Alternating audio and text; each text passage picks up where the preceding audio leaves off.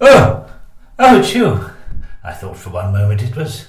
Oh, goodness me, I must sit down for a minute.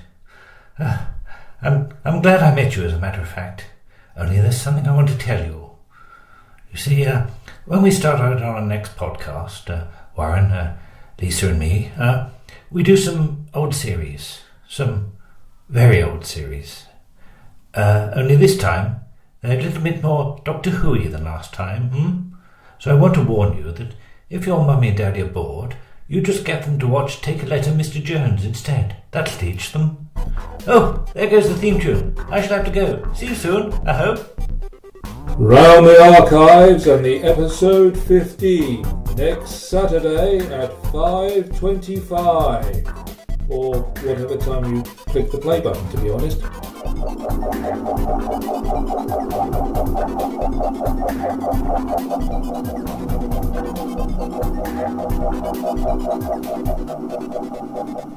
And Top of the Pops will be back at the same time next week, starting shortly over on BBC Two, the Money Programme. This is BBC One. In 50 minutes, the news is followed by the Norman Vaughan Show. But first, Adam returns to his old regiment as Gerald Harper stars in the last of the current series of Adam Adamant Lives. Hello! Hello! Welcome to issue 15?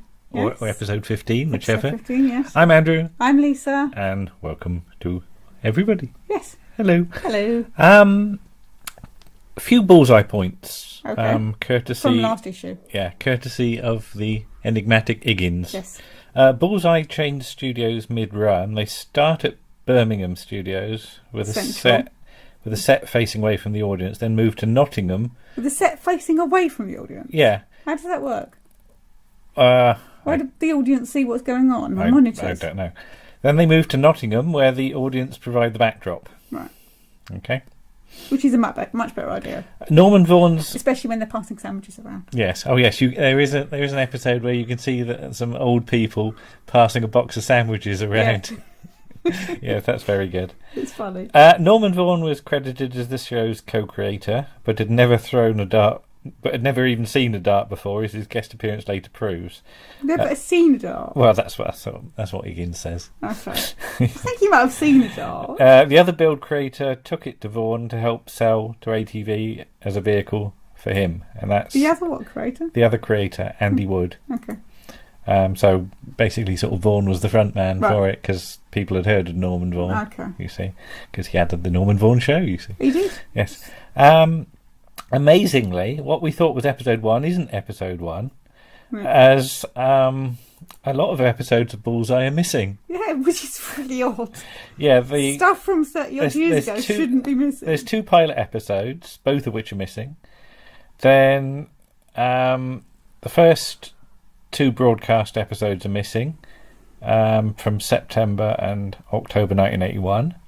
Then there's another one missing from 81 as well, and there's some from 1982, including the Christmas special. Some from 1983, 1984, and a big chunk from 85 and 86. And the last missing episode of Bullseye is from the 4th of January, 1987. So did nobody record them? I don't know. Did they just wipe the tapes? I don't think anybody's very worried about it, to be honest, but... Yeah, it's weird to think that so much of Bullseye is actually missing. But it's like 30 odd years ago. It should be there in slightly wonky vision. What else have we been doing? I've been listening to Jessica Martin's Wurzel Gummidge CDs, which are the first 3 books that she reads. I have to say she does them very well, and they're highly recommended. Very highly recommended. From what I've heard, I haven't heard them all. But I mean, she nails Gummidge really well. It's Gummidge of the books, as in my head. She's not trying to do a John Pertwee, which is very wise. And it reminded me that when I said in however many hundreds of issues ago it was when we did Wurzel Gummidge about what I thought was a Siamese twin type scarecrow, it's actually 2 one-legged scarecrows that are helping each other along. Oh, okay. So it's a bit less sinister than, and that's got to be the longest gap between an article and a correction that we've ever done. Also, we had 3 pictures of Sid James up on Twitter, didn't we? It's still going. It went absolutely mad. It still pops up at least once a week by somebody. I took 3 pictures from the title sequence of Bless This House, which is like Sid looking confused, Sid looking cross, and Sid looking happy. Yes. And I said these could fit any situation on Twitter. Yes. And it was, how many was it? It was like 600,000? 600 odd thousand impressions, which is when somebody looks at it, in case you don't know. Lord Sugar got involved, didn't he? Because people kept on tweeting him saying, this bloke looks like you. Yeah. And eventually he sort of took the picture and put it up and said, this bloke looks like me. Yeah. So Lord Sugar jumping on our bandwagon there, which I never thought was going to happen. Which is the wrong way round, surely. But anyway, on to this episode. Bless you. Which is slightly different in format this time. Yes. We sort of realised that we're into our 2nd season, aren't we? Yes. And we're on to the Dalek invasion of Earth. Is it? Oh, right, okay. But we're Doctor Who fans, and most of the people that contributed are Doctor Who fans, but I've always held off from doing Doctor Who articles until I thought we had something new to say on the subject. Yeah. So this issue and the next 2, we're planning that far ahead. Yes. We're going to do some Doctor Who articles and include other shows with connections. Related to those eras of Doctor Who that we're going to be talking about. Yes, it should be obvious as we go along what those connections are. But we're also going to look at underrated Doctor Who stories, aren't we? Overlooked or underappreciated stories. So that's what we've asked people to do. And yes, we have contributors. Yes, people have already sent stuff in, started work on it, or said they'll help out, which is brilliant again. Mm-hmm. So this issue we're going to kick off with the Gunfighters. Yes. Now I said I was going to do it, and then Warren said, I wanted to do that. Yes. So in the end, we're going to split it between us. So you're doing it together. So Warren and I will do the Gunfighters. You sadly won't be present for that article because you'll be at work. I'll be at work. Yes. But selling beans. What? Steve Roberts' cat? No, tins of beans. Oh right, okay. Which is related to the article. Oh, beans! I see. Ah, yes. More of that later. Memos about beans. Yes. Okay, so over to me and Warren, who are going to do the Gunfighters. Enjoy. Yeehaw!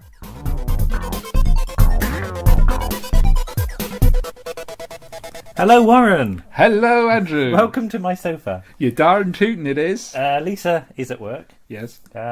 So we've had some man time watching some Doctor Who episodes. We've been watching the Gunfighters. Warren, why don't people like the Gunfighters more? I don't know what's wrong with people. They have no appreciation for high drama. High art. But I've always liked this story, and I know you have too. Yeah. But I just wanted to go through how we became aware of the story and our encounters with it in various formats. It's a pathway that meets, doesn't it? It's a journey that meets, and in the middle is a VHS video cassette, isn't there? Because did you have the making of Doctor Who? Never had the making. Oh, you of never Doctor had Who. this? No.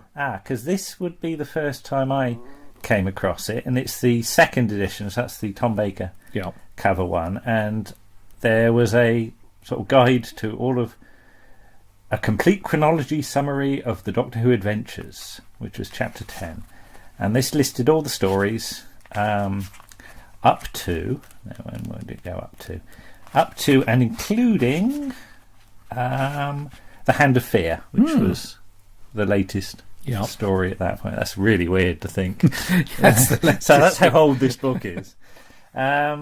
But you've got the write-ups for previous stories. The Ark. The Earth is about to plunge into the sun. The human race miniaturized, and all Earth life is in a huge ark on a 700-year voyage to the new planet Refusis. The Celestial Toymaker. TARDIS. That's how old this book is. It says TARDIS, not the TARDIS. TARDIS materializes in the domain of the Celestial Toymaker, an evil force who dominates a fantasy world. The Gunfighters. The Doctor, Stephen and Dodo arrive in Tombstone on the 26th of October 1881, the Doctor has toothache and finds the local dentist is none other than the infamous Doc Holliday, who is feuding with the Clanton family. So that's almost a lift from the Radio Times, isn't it? Of course, there was the Radio Times special, but I never had that. Okay. But this is... Oh, I did. Is that the one with all the TARDISes on the front? Yes. Yes. Yeah. But this is simply a few sentences. There's no critical opinion given as to what's good, bad, or indifferent. So that's really all I knew about the story. It's a bland, neutral description, isn't it? Oh no! Jump forward now to 1983.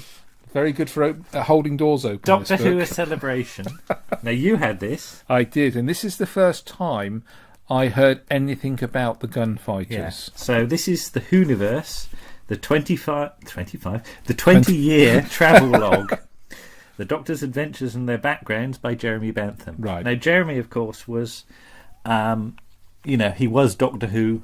Fandom, wasn't it? Weekly and monthly. Yeah. So he basically taught us the framework of everything, I think it's fair to say. Fair his analysis of production and things like that were just invaluable to sort of us learner fans, shall we say.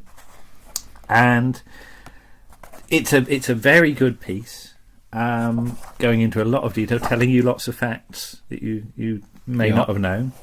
But unfortunately, he doesn't like the Gunfighters. Yes. Yeah. And this comes across very clearly in his piece. If ever viewers felt tempted to pour scorn on the attempts by America to emulate British costume drama, a good lesson in humility would be learned from studying this serial as a demonstration of how the British could not do westerns. Poppycock.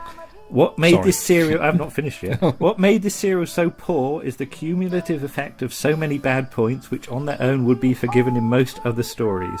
The script was pure Talbot Rothwell. That's a bad thing. Yeah. The acting was not even bad vaudeville, and the direction was more West Ham than West Coast. He's knocking the direction of this story. We'll come to that very shortly. It was not good, it was bad, and it was ugly. And there's a picture from it, an unlikely looking Doctor in the Gunfighters, which has been described as the poorest Doctor Who story. Well, no. Described by whom? Exactly, yeah. Now, there's the myth also that it had the lowest viewing figures. Now, I've always thought that. I really have always thought that. Even DWB in their 1986 interview with Sidney Newman. Do you recall the Cowboy serial, which apparently dropped to 2 million viewers, the lowest the series has ever achieved? And Sidney Newman says, if you were to ask me what our ratings were, I have no idea. There was a drop, but I don't remember the drop being as bad as you mentioned. Yeah. And, amazingly, Sidney Newman is right, because eventually we get to Doctor Who, the Handbook, the First Doctor. Got that. I know, that huge slab published in 1994, which is a fantastic piece of work. Day by day production diary, tells you the cost of every episode down to the last pounds. But again, they're not too keen on the Gunfighters, it has to be said. But at least they actually start to give you some real figures. Yeah. Now let's go. Celestial Toymaker was running at 8.0, 8.0, 9.4 and 7.8. Gunfighters 6.5, 6.6, 6.2, 5.7. So there's a drop there. Yeah. But I think this is partly to do with what was being scheduled against Doctor Who at this point.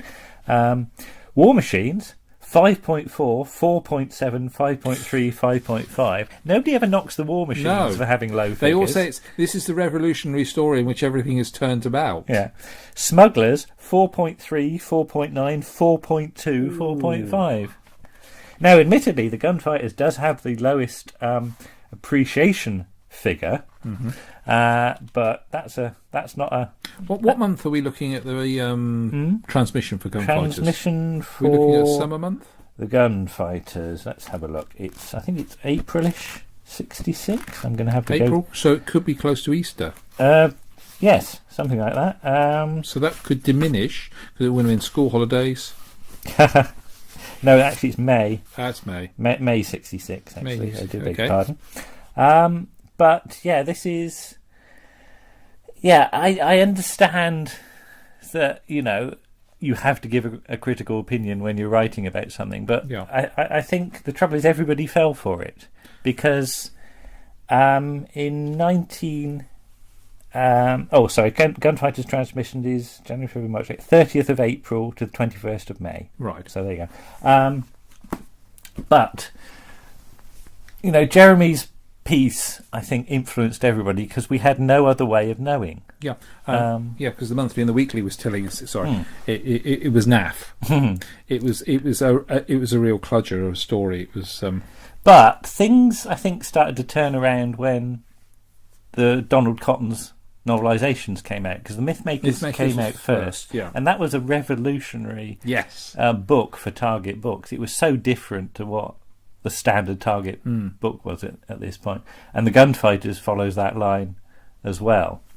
So that's 85, 86. You're reading those books, but we finally got a copy of it in 1988. Courtesy of Wheeling Space. Now, how did you get the copy? Because I remember you coming round my house with it. Yes. Had you actually watched it? I hadn't watched it. Oh, right. I hadn't. So you turned up with a tape. Now, I where did this cycled tape across, didn't I? Yeah, where did this tape come from? It came from Fiona because Fiona, who was interviewed a while back. Yeah, she was part of our group. Salisbury local group, wasn't she? The SFOW. And Fiona had videos, didn't she? She had videos, and I lent her my copy of the Two Wheel in Space. So that's episode 3 and 6 of Yeah, Wheel in and they were Space. having a meeting at an event somewhere at a local hostelry, and they stuck it in the machine, and quite rightly, the machine probably ate it. So as a sort of consolation, she says, "Oh, I've got you some replacements here, plus the Gunfighters," and I'm like, "Oh, is that?" And at that time, I had two thoughts in my mind. One of them was, "Is this really a consolation after what we've been told about the Gunfighters, or am I going to see something? It's going to be something that I've never seen before." It's black and white and it's Hartnell. I like black and white telly anyway. But I can remember. I know you like your Hartnell. Yeah, so I got my bike, pedalled like mad over the next Saturday to you, and we sat and we watched the Gunfighters, and we thought we'd been cheated from a good story, hadn't we? Even by the end of episode 1, I think we were going, "Oh, no, this is not what we expected at all." Because I think you're expecting really bad performances, cheap-looking design, wobbly sets, and all that, and it's none of that, is it? I mean, from the opening shot. The opening shot is pure spaghetti western. The shot from underneath the sort of wagon, and then panning up, and the horses going by. Yeah, it's a real homage, isn't it, to sort of 60s. Those sets are solid. I mean, you've absolutely got Ealing film work. Yeah, and even the studio sets. You know, they're not necessarily huge, but they're very, very detailed, and it's not cheap either. And some money has been chucked. And there's a lot of historical accuracy. Get the handbook again. Hang on, we've got the posters that are historically right, weren't they? The barbed wire. Oh yes, yes. Yeah, we've watched the video, we watched the DVD, and we've also looked at the photo gallery as well. And we've done the DVD with the production notes. Yeah, which I can't remember who wrote them, but they are very never good. heard of him. Yes, I don't think. Never heard of him. Some bloke. But here we are. The Gunfighters: A Holiday for the Doctor. Total cost £4,065. By comparison, Celestial Toymaker, episode 1 is £3,686. Yeah. Now the Ark. That'd be interesting. No, the Ark is £5,678 for the Steel Sky. Blimey. Don't forget these first episodes. You have the sets cost what cost the money, and the sort of film work as well. I'd say there's more film work in Gunfighters. War Machines is just over 5,000 as well. But yeah, the Gunfighters isn't noticeably cheap, I don't think. No, but there's an interesting little things we've picked up on. So we've sat down and watched it, and we've just jotted some notes down, haven't we? So shall we just zoom through our notes? Here's one episode. Have you done these episodically, or have you just no? Done I've them just in put order? them in a massive great lump. Well, the first thing I wrote down is horsewoman with headscarf. Ah, the horsewoman with headscarf. Yes. You're going to have to explain this. If you go through the stills, There's a wonderful shot of... This is at the Ealing filming, isn't yes, it? Yes, it is, yeah. Where the actual horses are. Where the real horses, yeah. As opposed to the CGI horses. And there's a group shot of the cowboys sat on the horses, and crouching down is this woman wearing a headscarf holding all the bridles. In case the horses get spooked when the guns go off, I think. And you think you've spotted... her elbow. Her elbow in the actual film. Yeah, where one of the Clantons is turning to a single shot, and he's turned around, and you can see her elbow just holding the horse. It's great. But I'd never noticed her before. But never really taken much notice of the stills, to be honest with you, before. No, the photo galleries are worth looking at because there are photos that you'll be surprised by. There's always ones that I've never seen before. But the production notes do pick up on things like cameras and boom shadows and things like that. I'd put very spaghetti western opening, very but traditional I western think opening. That's the thing. I mean, we have to sort of put our cards on the table, and say that I think sometimes people forget it's a comedy for the first 3 episodes, and B, think it's some sort of documentary. And it's not. It's the story is it's the myth of the West. It is very much a myth. Yeah. It's films and fiction. And it starts off as high comedy, but by the end of episode 4, really episode 4 is where it really turns. Yeah, and there's an interesting observation you made about Hartnell when he interacts with certain characters, wasn't there? Oh yes, I mean, people say about Troughton acts the fool to, confuse figures of authority. But I have to ask you, do you think that Hartnell really ups the sort of bumbling old man routine whenever the sheriff is near? What are you saying? The sheriff is near! Yes. Okay. Yes, I do, yes. What? Absolutely. But it's something people don't pick up with Hartnell. They notice it when Troughton does it, but Hartnell sort of it's an act because when he's with Pa Clanton in episode 4, he's dead rock solid. It's serious, isn't it? Yeah. It's just interesting. It's also he's had a rejuvenation, hasn't he? I mean, Hartnell clearly is enjoying himself. He's loving in this story, isn't he? Knowing what we now know about the way season 3 went, there could be a sort of element of John Wiles isn't here anymore, so I'm a bit happier. Yeah. But then you have the thing that Hartnell claimed in a newspaper interview that it was his idea to do a Cowboys and Indians story.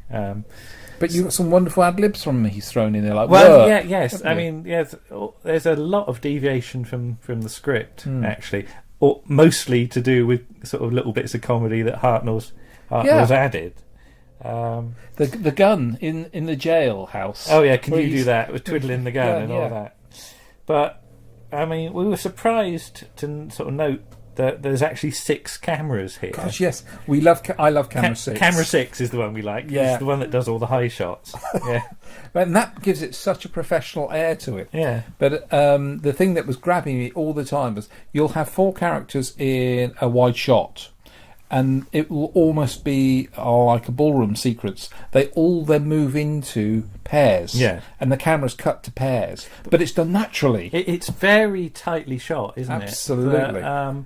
There's nothing off shot, is there? It's always centre screen. No, it's all very, very precise. I mean, I think it's a great shame Rex Tucker doesn't get to direct something else. Absolutely. It's really well done. Yeah. And that thing about the direction was West Ham. Is it what? No. Have you seen the same? It's very cinematic, I would have thought, in its presentation. I mean, this story, I think, also it's surprising the number of connections it has with Doctor Who, past, present, and future. Because of course you've got Rex Tucker, producer of Doctor Who for about 3 weeks. Matthew Jacobs turns up on set for I think episode 2. Matthew Jacobs being the son of Anthony Jacobs. Matthew Jacobs later to go on to script. What do you call the McGann movie? Apologetic. Doctor Who brackets 1996. Yes. The TV film. And Patrick Troughton was nearly in this story, of course. I never knew that, and that came as a great shock, and that would have changed so much. Johnny Ringo. Some of the people up for Johnny Ringo included Patrick Troughton and Philip Maddock. And let's Why? Which one's funnier? We were discussing Philip Maddox going to do it with that rich Welsh voice, and then Patrick hold the shotgun by the barrel. Throw it over there. There's lovely Johnny Ringo. But can you imagine shouting as Johnny Ringo? Well, he'd be doing it. How are you doing, Charlie? My little I puppy trailed dog. him all the way from Fort Griffin. Oh, the Fort Griffin, brilliant. Because it has to be said, Lawrence Payne's accent isn't the best, is it? I think he's more Northern America, like Manchester. I've put Fort Griffin by Gum. But there's things like whiskey, isn't it? What's whiskey? Oh, rotgut, isn't it? Rotgut. That's the official term for whiskey. Yeah. Cheese in a moose trap. Cheese in a moose trap. Whatever a moose trap is. Oh, and Reed de Ruin's got a connection with John Pertwee, because they sort of were trying to flog a script for around about 1970, Doctor Who in the Brain Drain. I don't know. Oh, yes. I don't know quite what that was that about. But I've squiggled down here. Here we go. I have a man who is smoking, dressed all in black.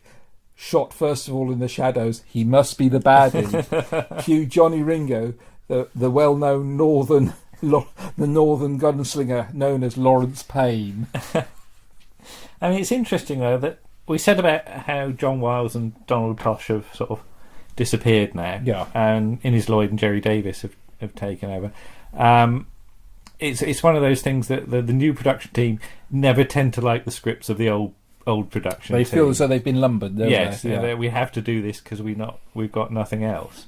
But it's around about this period that there's scripts being rejected left, right, and centre. Yes, you were going through those. I was just going through a few around about April.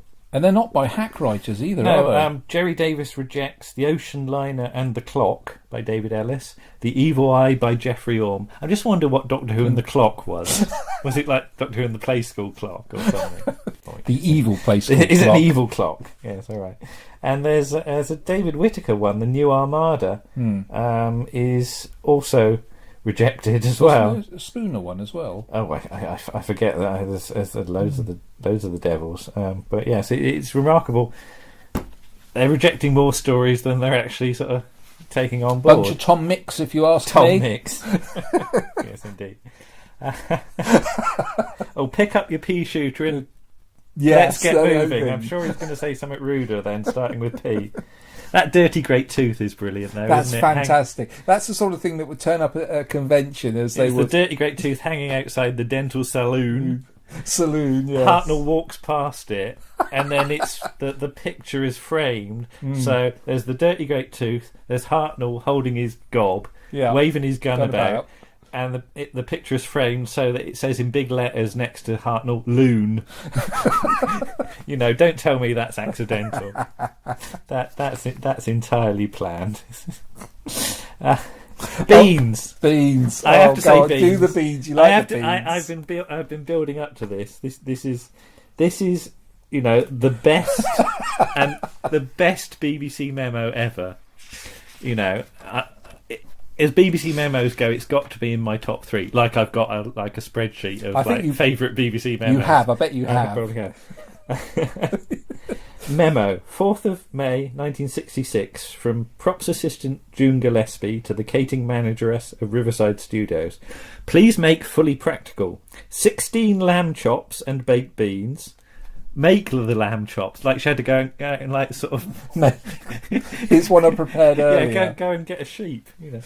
And baked beans. 8 of these to be delivered to Studio Riverside 1 at 5:15 p.m. with equal amounts of beans on 4 separate plates, like they were counting out the beans. Do you think they had? He's got more beans than me. Did they have a budget for beans? A beans budget. Beans budget. With equal amount of beans on 4 separate plates, and the rest of the chops to be delivered at 8:15 p.m. also on 4 separate plates with beans, i.e., 2 chops and spoonfuls of beans for each of the 4 clantons for the actual take. That's precise, isn't it? That's very precise. And 2 glasses of ice cold milk for Doctor Who. Favourite scene then? There's so much. I know. This is the thing. Yeah. So why were we robbed of the truth? I mean, I love all the double takes that Peter Purves is doing. Yeah. The comedy high point, I think, is early on in episode 2, when they're doing all the singing and piddling about, and then Hartnell comes in. Yes. The Clanton brothers. Oh, Oh dear, yeah. I mean, how do you do? But that's... There'd be no requirement to have a bash. But yes, that's the comedy high point. Yeah. But slowly, the plot starts to... By the end of episode 2, it's suddenly, Stephen's about to be hanged. Yeah. Death becomes very throwaway, doesn't it, in a very everyday accepted existence. Mm-hmm. And the thing is, it sucks that viewer in to believe that's how they should be viewing it as well. And that's when it becomes dark. Yes. When the death isn't comedy. Yeah. When the death becomes real Well, and that's the throwaway. thing. The comedy works because it's early on in the story. Yeah.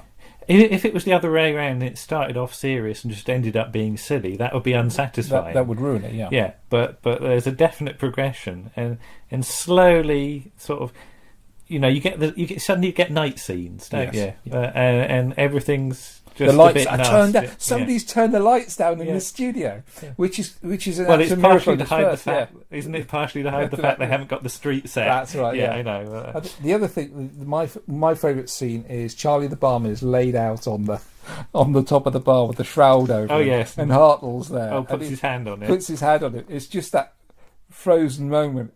He doesn't move. He doesn't move his head. It's just a look on his face, and he draws his hand back. I almost think when we were talking about the review by Bentham, Jeremy, sorry, Mr. Bentham. My apologies, Mr. Bentham. Mr. Bentham. He may have only seen episode 1. That's what gives me the impression, because that assumption is taken all from episode 1. I don't know, because I'm fairly sure he would have seen it at the Yeah. time he wrote that book, or certainly have heard it, because I know I did hear some clips. I remember now I heard some clips on Unit Tape Scene and was Okay. intrigued. I think it was issue 5 of Unit Tape Scene did a piece on the Gunfighters, and they had some clips on there, so that's the first time I would have heard it. There is, of course, the clip at the end of Part 4, which was used on Hartnell's From piece Savages, about his death on Richard Baker's on reading the news. news. Oh, Lisa wants me to mention Victor Carrin being in this. Yep. Inspector Mackenzie from Raffles Raffles, that we did last time. So can't get away without mentioning him. But how do you think then? Because our main aim of our project was to reflect on how we view it. Now we've got older, to how we saw it when we were in our late teens. Watching it together with you, it's a while since I've seen it. The production notes help. Absolutely. Help enjoy it even more. Yeah. But it absolutely flew past. Yeah. There are some stories you get about halfway through episode 3 and you think, "Oh, get a shift on." And you're tapping your watch, aren't you? Yeah. But this stands up remarkably well, I have to say. And you said it's really in your top, your sort of top list, isn't it? Yeah, I'm going to get shot down in flames. No, possibly, for don't. saying this. It's my second favourite Hartnell story, Right. which might say a bit about my viewing habits, but it's not about the fact that I think it's a jolly romp. I think it's a well-crafted piece of drama because it turns itself on its head from opening up as a joyous sort of romp and the silliness at the end of episode 1. Yeah. And then by the time you get to what I think is quite ruthless gunfight at the that end. massacre is... It is a massacre, yeah. It's, we've had the massacre in the massacre. Yeah. But we have another one in... But they show pain, don't you? In When this. Loris Payne is shot, Yeah. he clutches his chest and cries out in pain. Oh, no, it's It's nasty. nasty, yeah. But you have everything except the blood. Yeah. There's no Kensington gore, which I think would have spoilt it, but it's the insinuate... what's the word I'm looking for? Implication? Implication, dear That's the boy. word. Implication. Implication. The implication, the pain and the nasty way to die. Because that bit where I was saying he shoots one of the Clantons, Doc Holliday shoots one of the Clantons, then keeps walking He towards walks up him to get and keeps closer and do shooting it him. again. Yeah. Yeah. And you're thinking, hold on a moment, this is what time, it's 5:45 now. Yeah. Oh, yeah. Nasty stuff. Yeah. But highly entertaining. oh, yeah. I mean, it really is a story I always enjoy watching. Yeah. I'm- It's a watchable one. yeah. I can say no. What you said? It's the second. What's your first? Aztecs. Aztecs. Well, second only to the Aztecs. Wow, that's. The Aztecs embodies the Hartnell era for me, and that's a season 1. Yeah, that's interesting. All right. Well, thank you for that, Warren. Is there anything more to add? I think we're.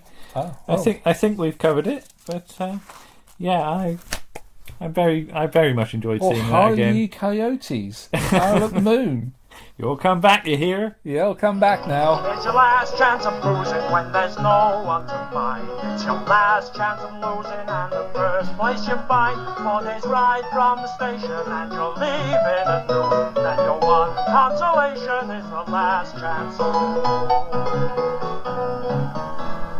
Thank you to Mr. Warren. Yes, thank you, Warren. That was a very interesting article. Yeah, shame you couldn't be here for it. Yeah, but well, they make me go to work sometimes. yeah, we did have fun watching it. Oh, good. Yes, I'm glad. it I was like good. the Gunfighters. Yes, quite right. Don't know yeah. when the last time I saw it was, actually. Warren wanted to mention, and he forgot during the article, so he's asked me to Because he was excited. say here, about how he thought the Gunfighters would have been an interesting third Peter Cushing movie. All right. So rather than do an Yeah, adaptation of I The guess. Chase, he could imagine Peter Cushing sort of moseying up the high street with his bandy legs. Yeah, I'm not quite sure how it would have worked with little Susie, though. Would she have done the Dodo part? I have no idea. Or would you have had another cousin or whatever it is? Oh, Doctor Who's got lots of Lots of relatives. relatives, yeah. It's all right. You could have done something. Yeah. Um, Well, Les Cribbins could have sung. that's true. He's got a good singing voice, so... But now we wanted to just do a little silly thing. Yes. We said about Doctor Who and the Play School Clock, or the Yes. evil Play School Clock, Yeah. and we wondered what that might sound like. Mm-hmm. So I've cobbled something together which Okay. might be a sort of fake clip from Doctor Who and the Play School Clock, which Right. sounds a bit like this. Okay.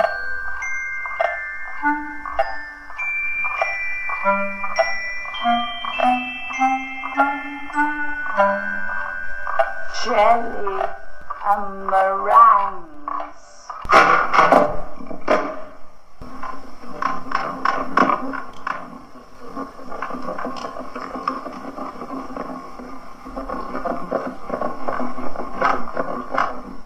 Well, are you convinced? I'm not sure. It's a bit too weird, I think. It's rather strange. Yeah, it's like somebody's been on acid or something.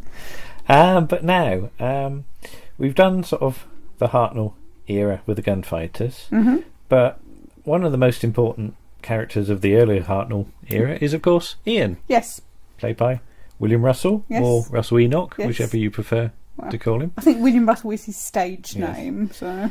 But we forget how much of a sort of star he was. Yeah, in some ways he's bigger than Hartnell. Really. Yes. Because a few years before his entry into Doctor Who, Yeah. he was the star of The Adventures of Sir Lancelot. He was indeed. Which is what we're going to do Yes. right now. Yes.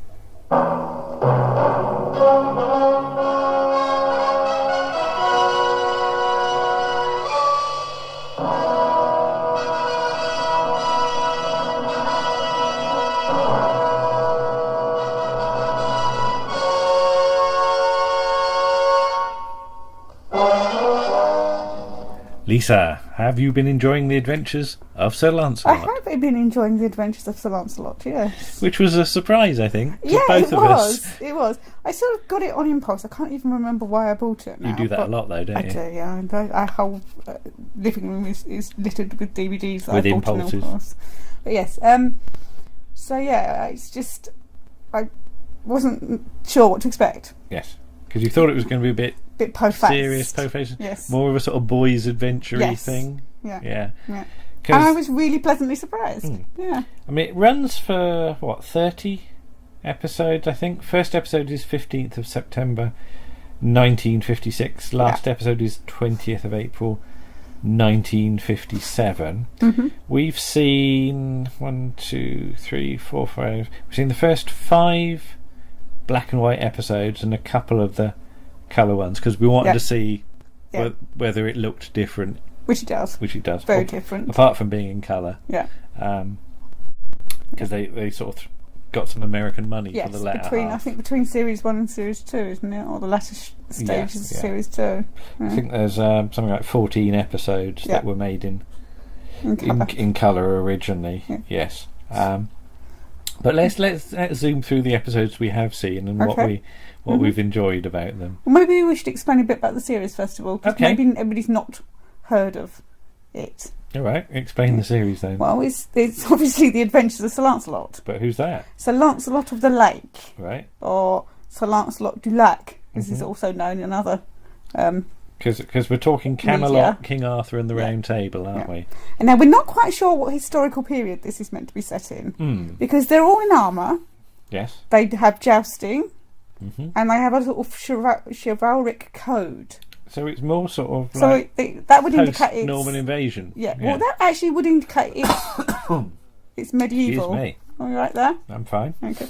Yeah, that would indicate it's medieval. So I would say not even post Norman conquest. I would say it's post sort of King John and all that sort of stuff. You're getting to sort of Edward III, really. Yes.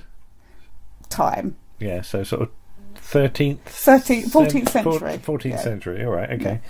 I mean, yes, I know. But then you've got Vikings in it. Yeah, I know King Arthur is, we're in the realms of legend anyway. Yes.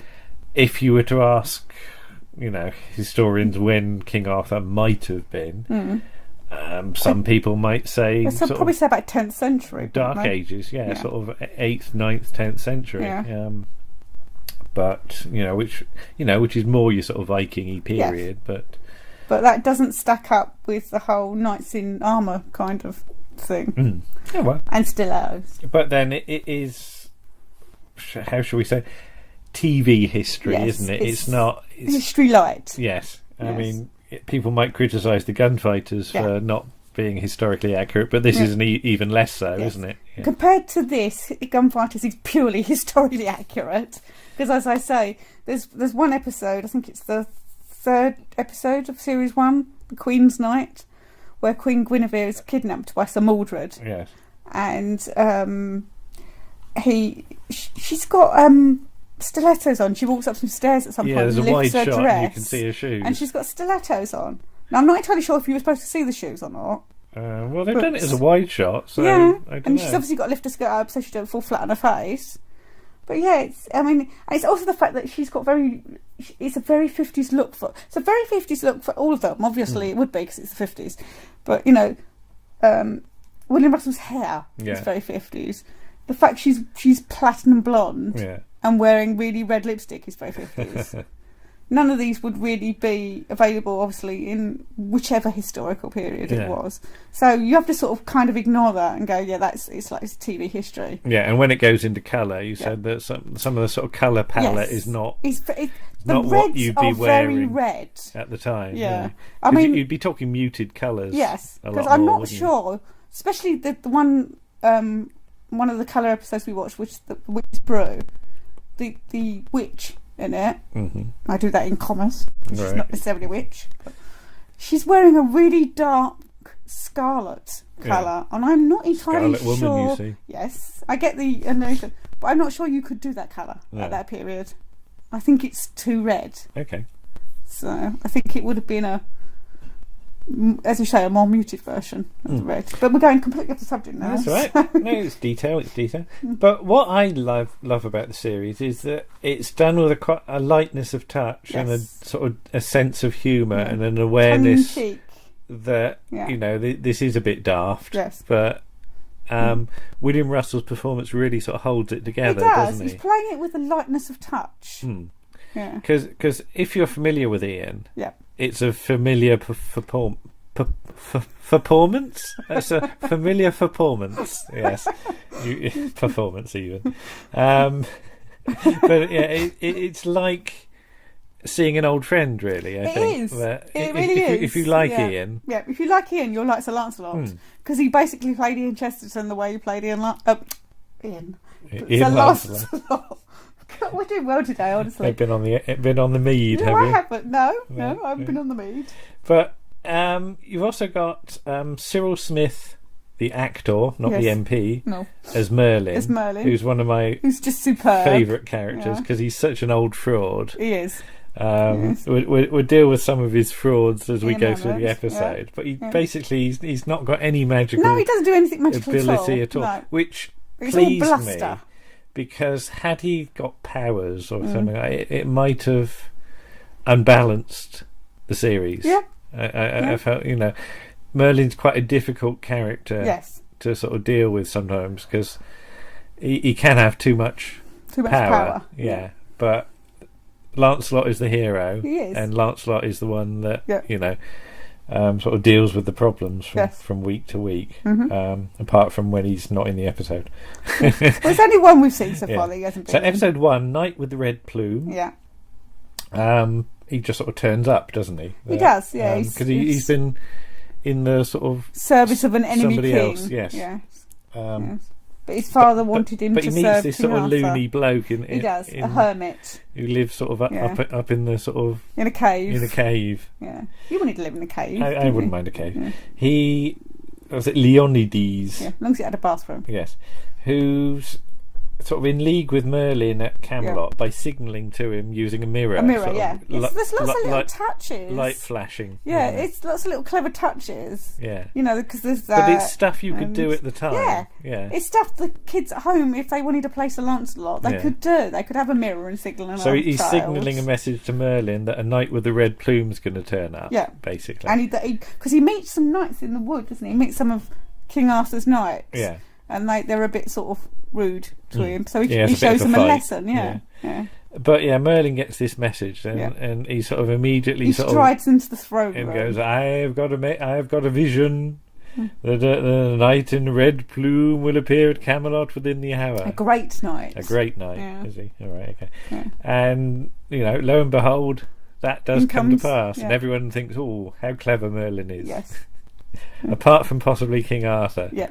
Though not so much at this point, because this is the first King Arthur. But you get two actors playing King Arthur. We'll do that in a minute. But William Russell notices this mirror, doesn't he? And it works out, you could send messages like that, couldn't you? Yeah, that's very interesting, isn't it? Yeah, the science teacher bit comes in. Yeah, it's like almost like, look at the blocks, Barbara. Look at the joins in the blocks. Look at the joins in the blocks of the castle.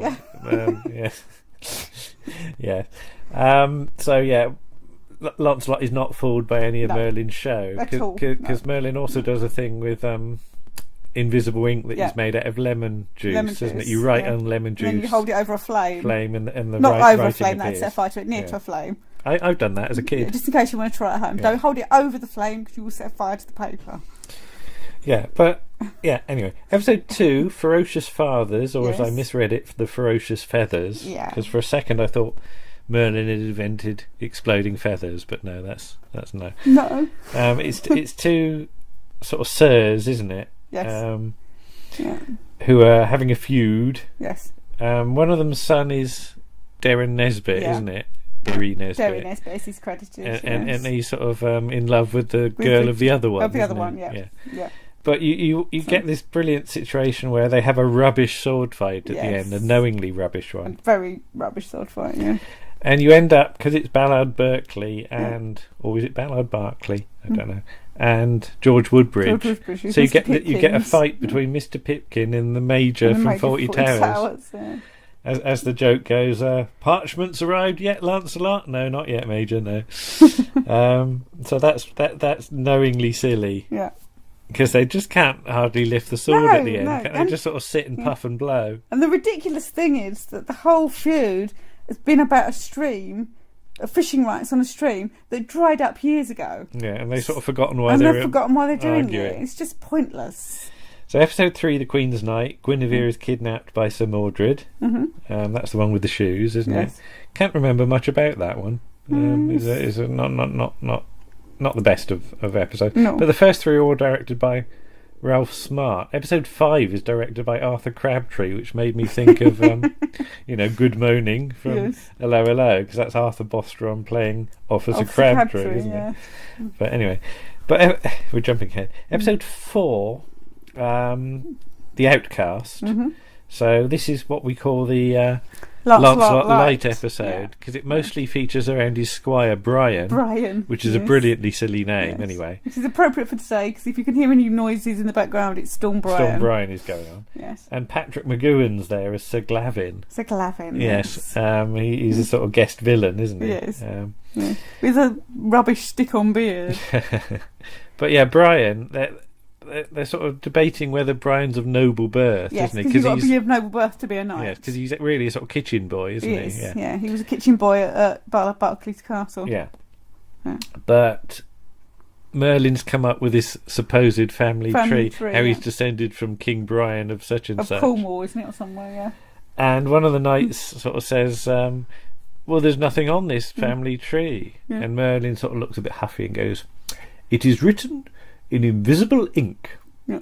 And there's a pause, and King Arthur gives him a look. A look, yeah. Because by this point, I think for the first 3 episodes, is a different King Arthur, isn't it? Different King Arthur, Bruce. Yeah, the early episodes, Bruce Seaton is King Arthur, then Ronald Lee Hunt. And Ronald Lee Hunt's the changing face of King Arthur, isn't it? And he's the better actor, I think. Right. And he's he gives him this sort of little sideways look. I know what you're up to. Yeah, which for me says, I know what you're up to, but at the moment it's good for me that you're doing it, so I'll let you carry on. So it's good that both Lancelot and King Arthur both know that Merlin is not all he's cracked up to be, but they're perfectly prepared to let it go because it suits the purposes. Yeah, it would be interesting to see if Merlin does ever actually do anything properly magic, but I don't think it's going to happen. But yeah, episode 5, Winged Victory. That's the one about with the stuffed pigeons, isn't it? Yes. So Merlin's come up with this scheme for sending messages via pigeons. Carrier pigeon, which he claims to have invented. Yes. But then Lancelot goes, did the ancient Arabs or somebody used to do that? Is it King Solomon or King something? Solomon, in this book that you just happen to have in front of you. Yes. You should read this book, it will tell you all about that. Yeah. But yeah, they've got these rather rubbish stuffed pigeons. Yeah, because they've got real ones that do flying. Yeah. But obviously maybe they couldn't handle the real ones. Yeah. So they've got but a stuffed you'll cut one. To it like stood in the castle window, and Merlin picks it up and it doesn't do anything. No. The head doesn't move, and it's ridiculous. But then that's the black and white ones we've done. We did jump ahead to a couple of colour ones, which is the Lesser Breed, which is the Vikings one, which does feature Wilfred Bramble briefly as a fisherman. Yeah, he didn't get much to say. He's got about 3 lines, which mostly consists of "Yes, my lord." Yes, my lord. Because we're also watching Wilfred Bramble at the moment in Bleak House from 1959, where he's Crook, isn't he? And that's an interesting performance. It is.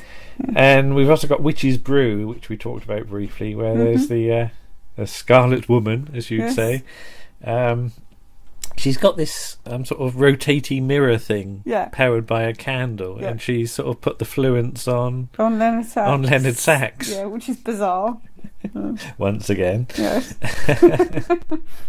But yeah, the colour ones, they do feel a bit different. And, it's because they're sort of really technicolor. It's like everything in colour in the 50s has got to be really, really brightly coloured. Because we've got colour, let's make it really brightly coloured. But that's the thing, in the UK you wouldn't have seen them in colour anyway. It's only the US networks that had it. So people sort of think things like Stingray are the first colour things in the UK, and no, it's Sir Lancelot beats it by a number of years. Yeah. But yeah, I just think it's a fun series. It is a fun series, and it's got the most ridiculous theme tune. Oh yes, the theme tune. This really does put it into sort of Monty Python. It does territory, doesn't it? Because it seems to be the rule that a lot of these historical series do have to have a vaguely jaunty theme. Yeah, tune. Because you obviously get William Tell. I mean, Robin Hood. Yeah, but we did talk about many issues ago about Tony Hancock's Ericsson the Viking, which is got a deliberate parody of Robin Hood's theme.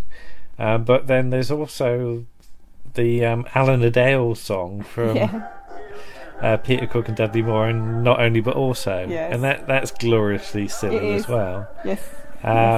Once you've heard it, you'll find yourself singing it. Yeah. Quite a lot. But yes, it is just gloriously daft, and I do wonder whether it sort of influences Monty Python as well, because you've got in Holy Grail, you've got brave Sir Robin. Oh, yeah. Sir Robin ran away. I Yes. never. And you got to remember that these people are of an age where they probably would have seen Yes. Sir Lancelot sort of growing up as At the kids. So time. it's Well, interesting. they weren't really kids in the late 50s, were they? Well, no, I know, but Sort of 15, 16. yeah. So. But even so, they probably would have seen it, and we will round off the article with this glory that is this The theme tune. Yeah. We're sorry if you get it in your head, But it will stick with you. Yeah. Yes. But it's fun. Yes. Oh, yes.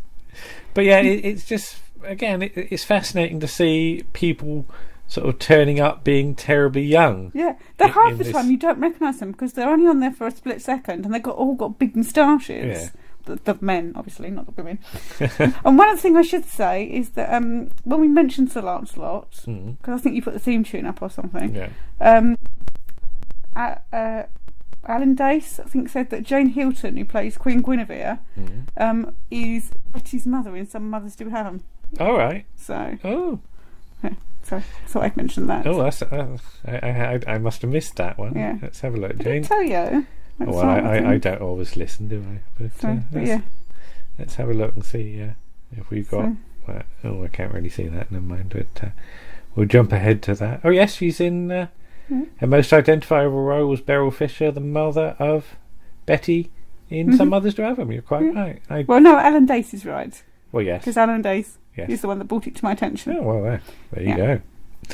I've learned something doing the Yeah. article. Amazing. But yeah, all available from Network. Yeah, or other places it is available. But Yes. Network's got a sale at the moment. Yes. So, Well, by the time this is out, the sale will probably be over. But it there might be might another not. They one might have along. extended it. You never know. They get to the end and extend it because they're doing so well.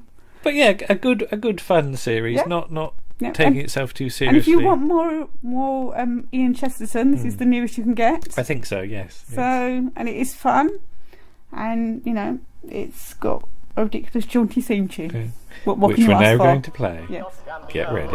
Okay. He fought a million battles and he never lost a one. In days of old, when knights were bold, this story's told of Lancelot. In days of old, when knights were bold, this story's told of Lancelot.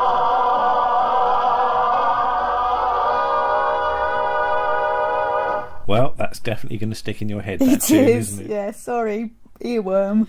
Right, Warren now nicely joins us. Yes, rejoins us. Rejoins us. Or we rejoin. Yeah. As we spend a little time to remember the late Debbie Watling. Yes, who passed away this year. So we'll talk about Debbie and Victoria, Yeah.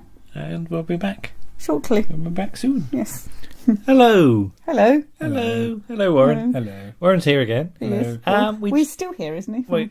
Well, yes, but Yes. there have been articles in between. Oh, right, so- They okay. won't unlock the door. No.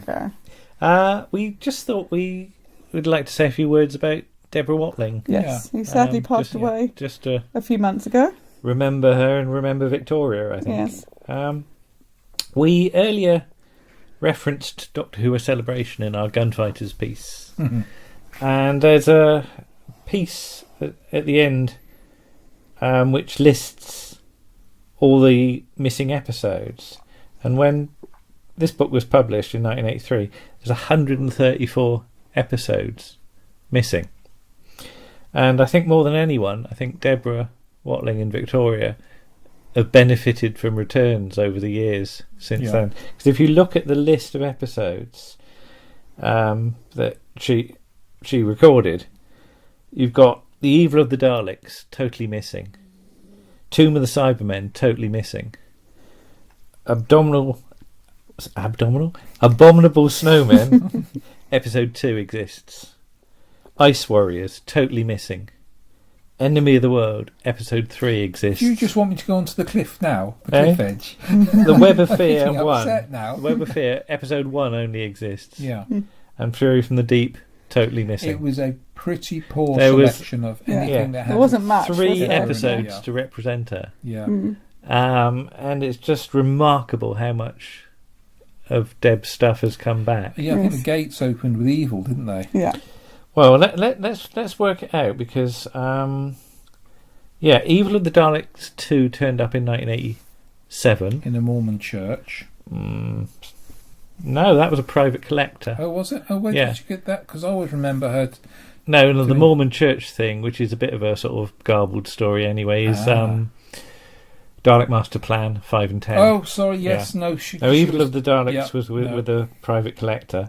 Tomb of the Sidemen turned up in 91, 92, 92, and I got and that. you got it. I got it before it was released, didn't Yeah. I? Yeah. And I think that's quite a good story for her. Yeah. Because she gets that lovely scene with Pat. Talking about family. Wasn't Yeah, it? Yes. which is a lovely little scene, and she gets to shoot a Cyberman. Yeah, she gets to be Yes. quite brave. And there's that lovely scene where there's Fraser and Pat about to go through the doors, and she stood there. Yeah.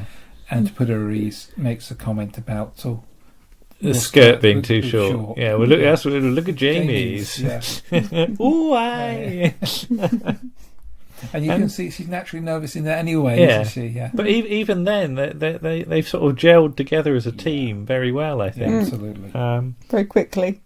They're all very mischievous because when I had my photograph taken with Deb's last year, she has a twinkle in her eye. When she was on the panel, Yeah. she has that little cheeky twinkle in her eye, doesn't she? And she was always very quick to slap down Fraser when he got to Yeah. that hand. Yeah. You know, That was the only time you'd met her, wasn't it? Yes, only Yeah. time I'd ever met her, yeah. All right, because we'd seen her at a few things. yes.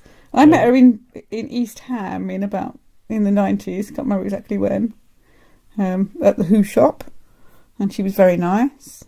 I was probably quite nervous, and she put me at my ease. Because didn't we go to, was it 10th Planet? Yeah, it's shop? 10th Planet at Barking. What was that for? It was for the release of the Web of Fear soundtrack on the audiobook. CD. The Yes. CD. Oh, blimey. And That's a while ago. you bought the CD, Yeah. and you got it signed by Debs and Jack Watling. Yeah. And then afterwards, after everybody had it signed, they they did a- trundled all everybody off to the storeroom in the back Yeah. and did a little Q&A with Jack. Oh, I remember that because and Nick Video Debs. did it. Yes. Video did it. Did. And Yes. didn't somebody from their family ask for a copy of that recently or something? I seem to Possibly, remember yeah. Nick saying that they were saying, "Oh, that's your granddad there" or something. I can't quite remember. And so I remember Nick sitting there with that video camera. And I have to say, Giles, her brother, is the MP for my sister's constituency. Oh, that's right. Yeah. They're quite an acting dynasty as well, Yes. aren't they? Yes. Yes, because you've got her sister Dillis as well, Yeah. who's on 321 quite a lot for some reason. So yeah, then the Ice Warriors turned up in 1988. So that's episodes 1, 4, 5 and 6.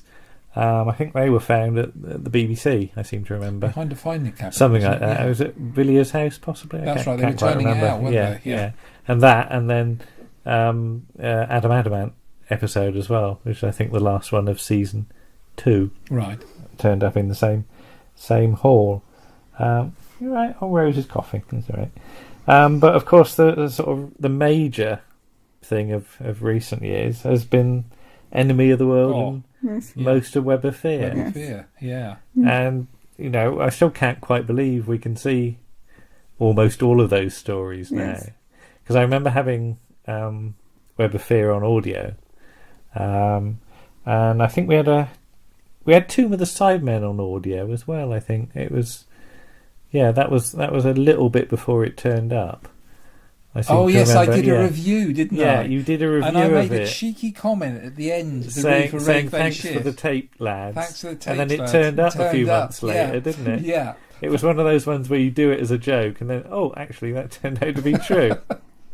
So that was lovely. But can you did you see Enemy of the World here, episode 1?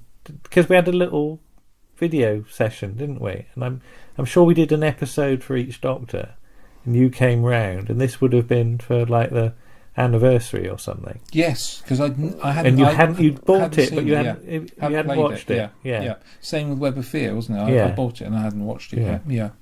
Because the two stories, because sadly the only thing we had was the pretty weak episode of Enemy of the World. Yeah. And that gave you the impression of, do I really But want this one I to be do bad? like that Yeah. scene she's got about Kaiser pudding. Kaiser pudding, whoosh it together. Whoosh it all up. What was it called? Kaiser pudding. Oh, hell. My mother wanted me to be a dustman. But it's just a gloriously silly scene, isn't it? Yeah. It's got nothing to do with the story. It's just a bit of padding, And isn't as you it? said, unfortunately, we judged that story from One story. from that episode, which was not representative in any way No, of that ended up story. to be a classic Mostly in the story. corridor, Yeah. isn't it? Episode 3. But Web of Fear comes with a pedigree that I don't think we were let down at all with. No, I No? mean we thought it was going to be good, and it was good. Mm. Yeah, In fact, which doesn't always happen, as we said. looking at Deb's season, is there anything weak there? Not really. No, Mm. I mean there's yeah. I mean They're flying high. yeah. I would like to see an episode of Fury from the Deep. Love to see the Fury from the Deep. Episode 6 is interesting because she actually gets a proper leaving Yeah. scene, which is actually up to that point. Not everybody got one, did they? No. 'Cause, No. Usually they just- Dodo just disappears. And Ben and Polly Ben get and in a Polly car, drive off. just on a bit of film at the end of episode 6. So yeah, Debs actually gets a proper leaving, and there's that story. It sort of leads up to that a bit as well, because there's the bit about her not being, why do we always go to these horrible places, isn't And it? Jamie going, "What's the problem?" And she just, "I just want to go Yeah, so somewhere it's where I interesting. feel She safe." does actually Yeah. get a bit of character Yeah, a development. bit of which- foreshadowing. It's Yeah. not like a sort of bolt on at the end, is it? Oh, I'm going. I've had enough now. Thank you very much. As you say, it builds slowly up, and the waves. The waves. It starts even in Web of Fear, doesn't it? Yeah, Why so- do these things keep happening to Yeah, us? so I mean, I know scripts were always a problem getting them done, but there is actually a bit of sort of, it does go in a bit of an order though. Those ones, a don't they? rare So- bit of planning. yeah, it's interesting, but I mean, she only did the 1 year and a bit, but she was a companion. I think I knew from the books, Yes, because you've got that glorious cover of the Ice Warriors. that's my That's a really, really first good. Troughton book I'd ever read. Yeah, Yeah. I mean, it's just a fantastic painting. Yes. I mean, I know she used to say that, oh yeah, it's me screaming again, isn't it? But just the image of that. She Ice does more Warrior. than scream. She Yeah. does. Her character has far more depth than I think she gave it credit for. Yes, I mean, there's. I said, she stands up to Kaftan in Tomb of the Cybermen, and yeah, she did get a fair good bit of material. I mean, inevitably, that some stories write for a character better than others, don't they?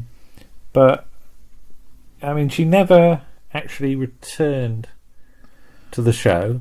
Well, no, we had the Children in Need.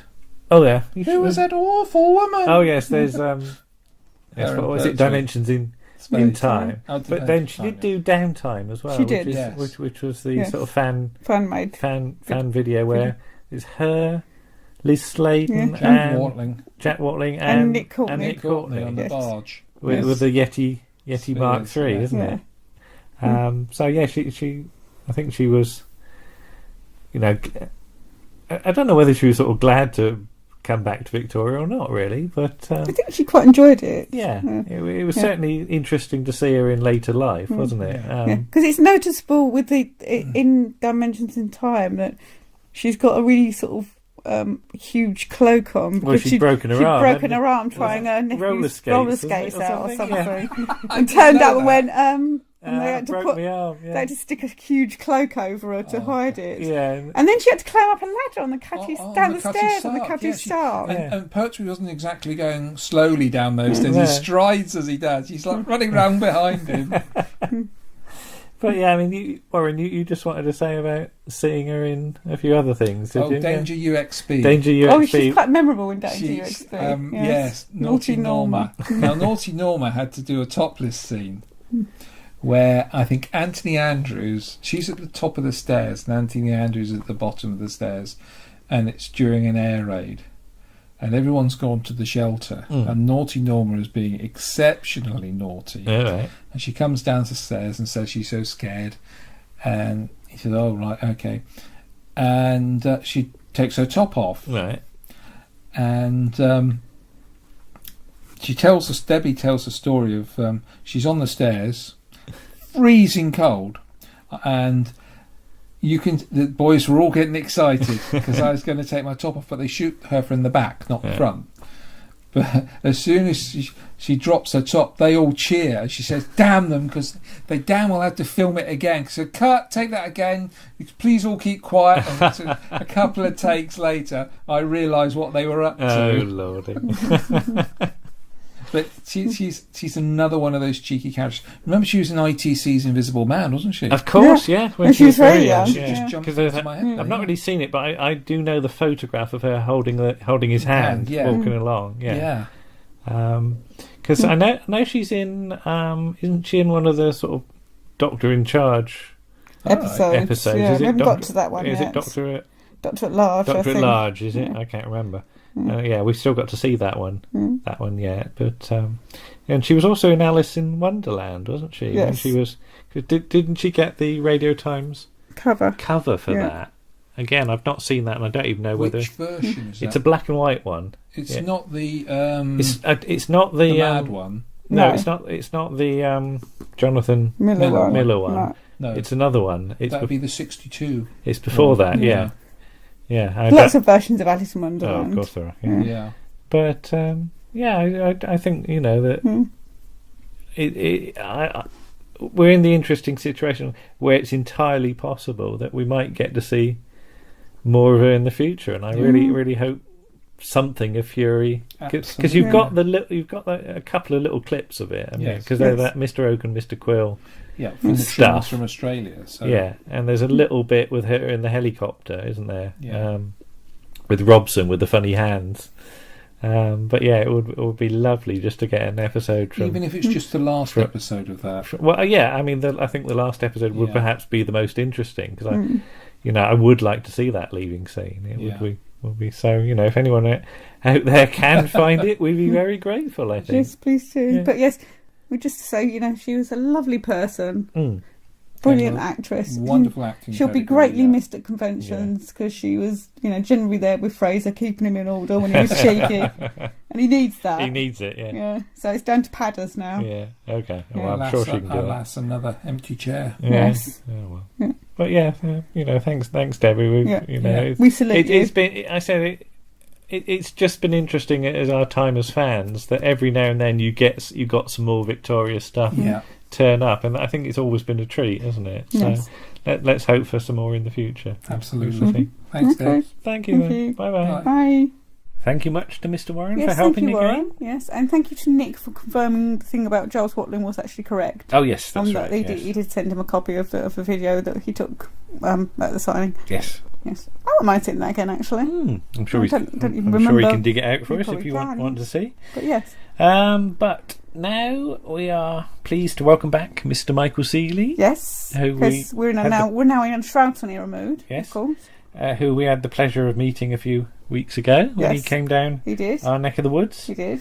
And he's going to talk about the wheel in space. He is. Good evening, or whatever time you're listening to. I've been asked to speak about the wheel in space and why I like it. So if you're sitting comfortably or got a pillow behind your head, because the wheel in space tends to send people to sleep, whereas I really rather enjoy it.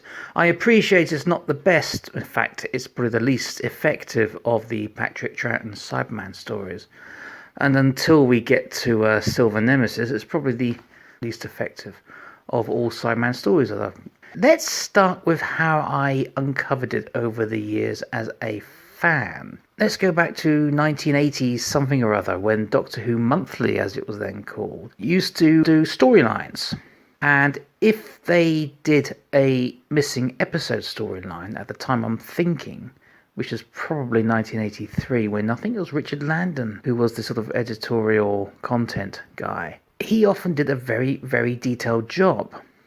There were some archives, as these storylines were pleased to call themselves, which were so brief as to be virtually non-existent. I remember one for the Sea Devils, which was basically the Doctor and Joe visit the Master, then get threatened by a Sea Devil on a Napoleonic fort. End of part 1. Now, I remember reading this synopsis for the Wheel in Space, and this would have been about 11 getting on for 12, and thinking this is quite a long drawn out story, which indeed it is.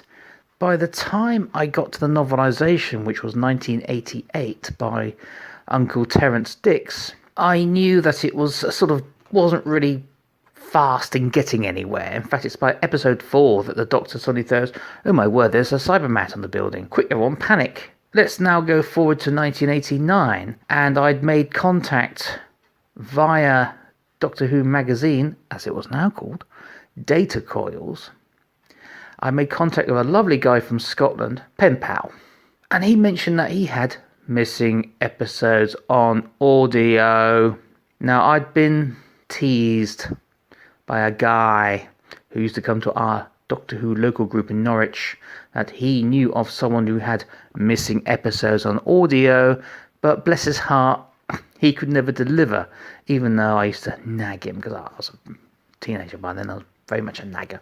But this gentleman from Scotland, I won't say his name, except he was called Simon. He could deliver.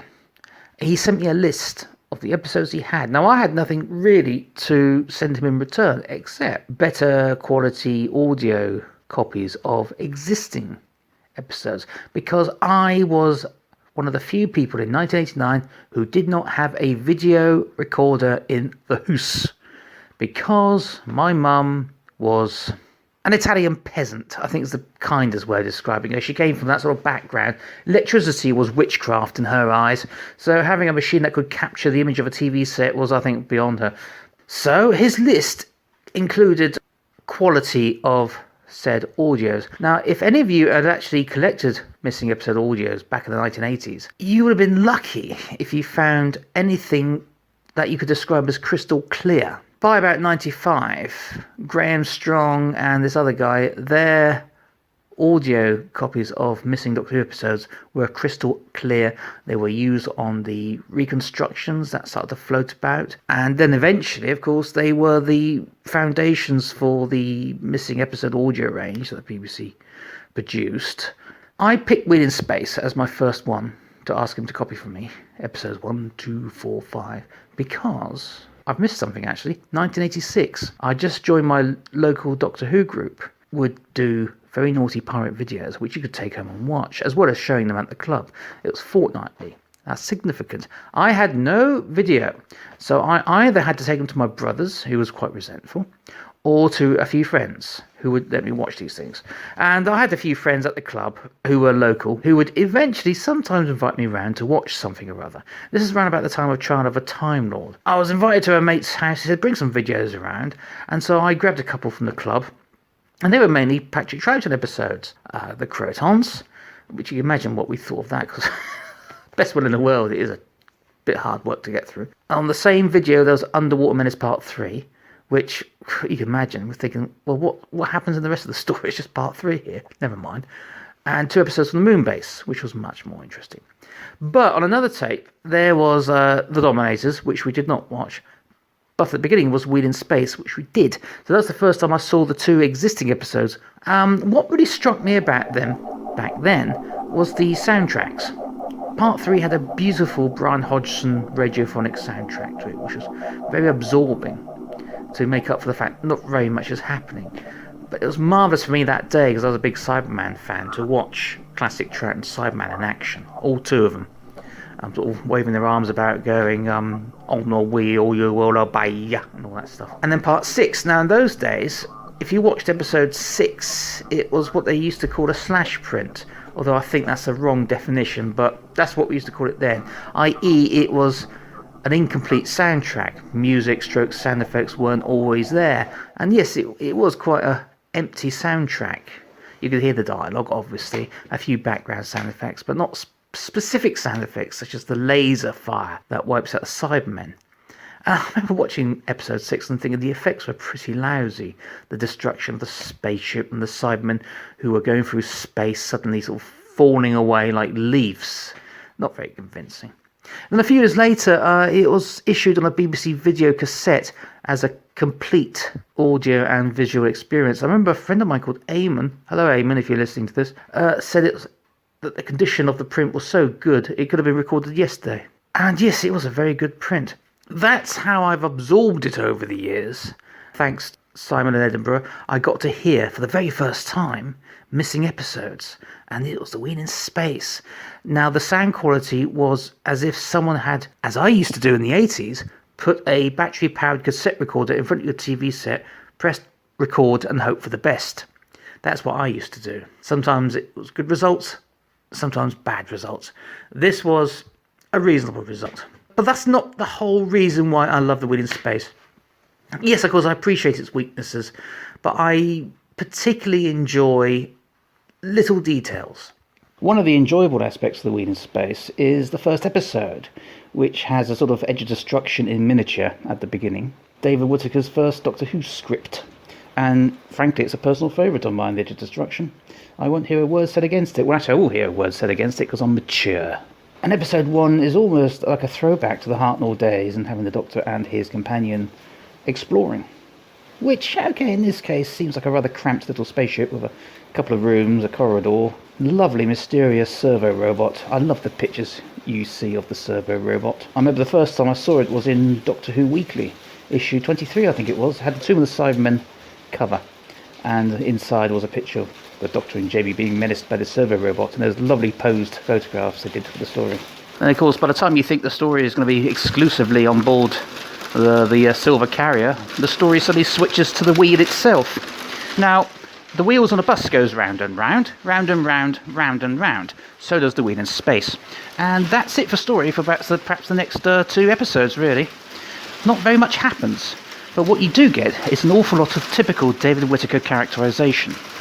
You've got Tom Duggan, the sort of cheerful engineer, who collects space fauna. Now, I love this stuff. The idea that seeds had come all the way to the wheel via Venus. Which, of course, in the 60s, there was still the hope that Venus supported intelligent life, lush vegetation. Until, of course, one of the NASA probes sent back the truth that Venus is not very hospitable.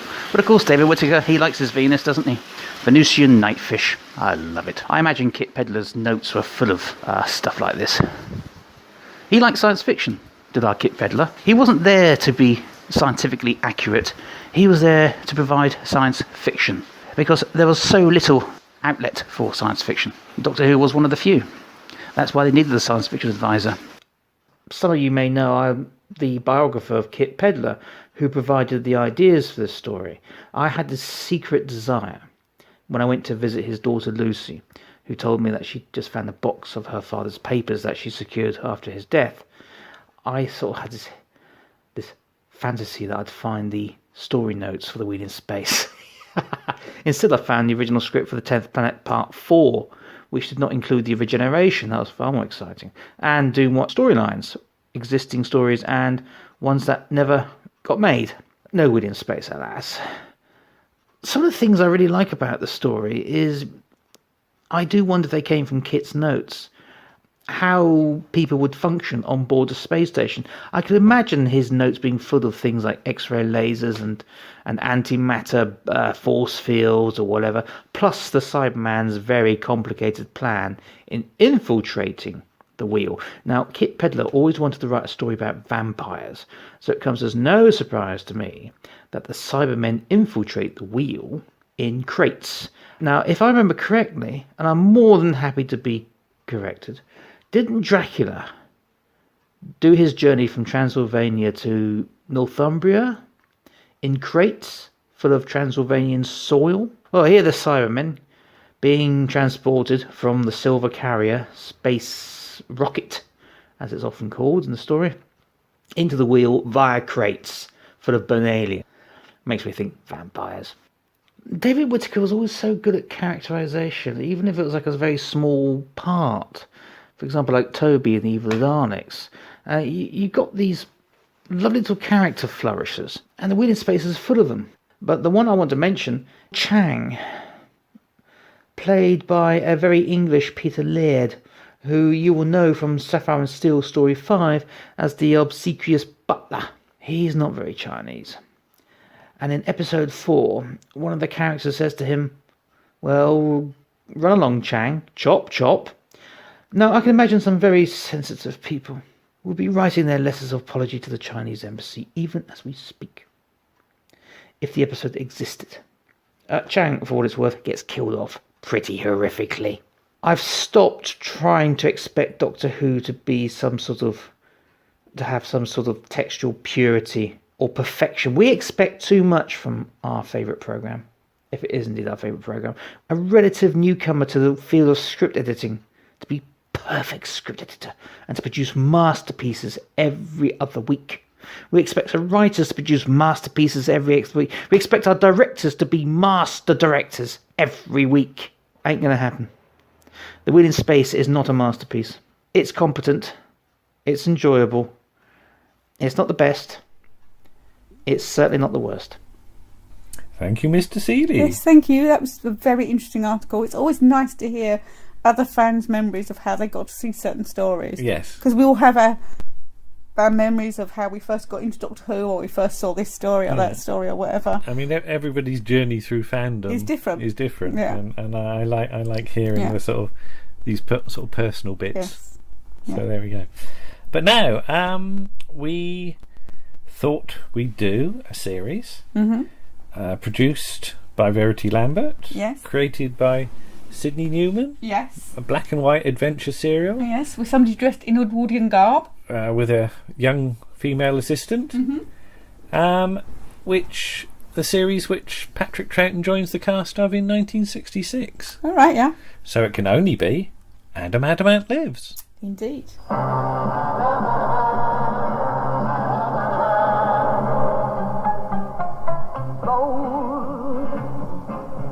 As a knight in white armor, cold as a shot from a gun. If he should look for a man full of danger, love is a stranger. This man is the one.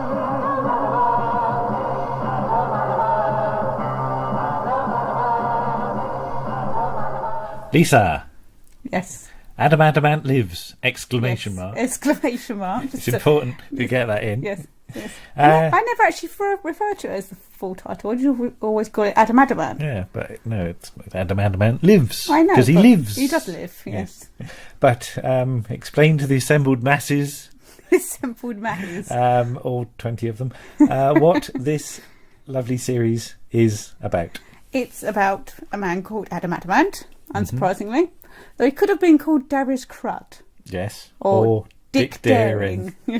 They went through various names. And Sydney Newman, who created it, went, no, that's just stupid. Let's call him... Dick Daring would fit the music. The music, though, you could go, it's Dick Daring, it's Dick Daring. Yeah. Anyway, Sydney Newman said what? He didn't like any of the names, and he called it Adam Adamant in the end because adamantium is stronger than any other material, apparently. Okay. Apart from graphite, but that wasn't there then. But yeah, so he's an adventurer. He's a Victorian stroke Edwardian. He's like a sort of spy, sort of James Bond for the Edwardian era, but with less shagging around. Fighting villains. Yes. Yeah, he does what he does for King and Country, or Queen and Country. And we first joined him in 1902. Yes, at a castle in Windsor. Yes. Which is Windsor Castle. Yes. Who's at a castle in Windsor? The King. Windsor? In 1902, the King. The King. Who is? Edward VII. You have to say, because not everyone knows. Yes. And also he's the love of his life, Louise, who he can't marry because she may be used against him. Because her love, his love for her may be used against him as part of his work. Yes. And it sort of sets up his stall straight away because he dispatches one villain and he gives the other one a sporting chance. Yeah, and he chucks so he throws himself off a balcony. Yes. I salute you, Adam Adamant. Yes.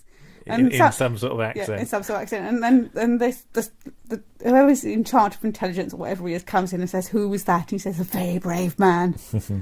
But so basically that's what he does. Then he gets a note to say Louise has been kidnapped. Yes. And she's being held in a house in Stepney, is it?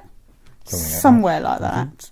So he goes to find her and finds himself enmeshed in a net. Yes, because he opens a door and falls through because there's no nothing there. No floor. No. Yeah. And falls into a net. Yes. And then he comes face to face with his nemesis. The face. The face. Yes. Face to face with the face. Face to face with the face. Didn't think about that He's one. got a leather mask. He's got a leather mask. And he whispers. He does. Because true villainy always whispers. Because it's more sinister. And he's going to subject him to a process where he's going to be frozen in a block of ice. It's pure James Bond villain. Yeah. It's like I'm going to tell you all my plans and then I'm going to kill you. In this case, I'm going to tell you all my plans and then I'm going to freeze you. Yeah, but Adam says, "Why not kill me?" Yeah. And his rather sort of lame excuses. That would be too good for you, Mr. Adamant.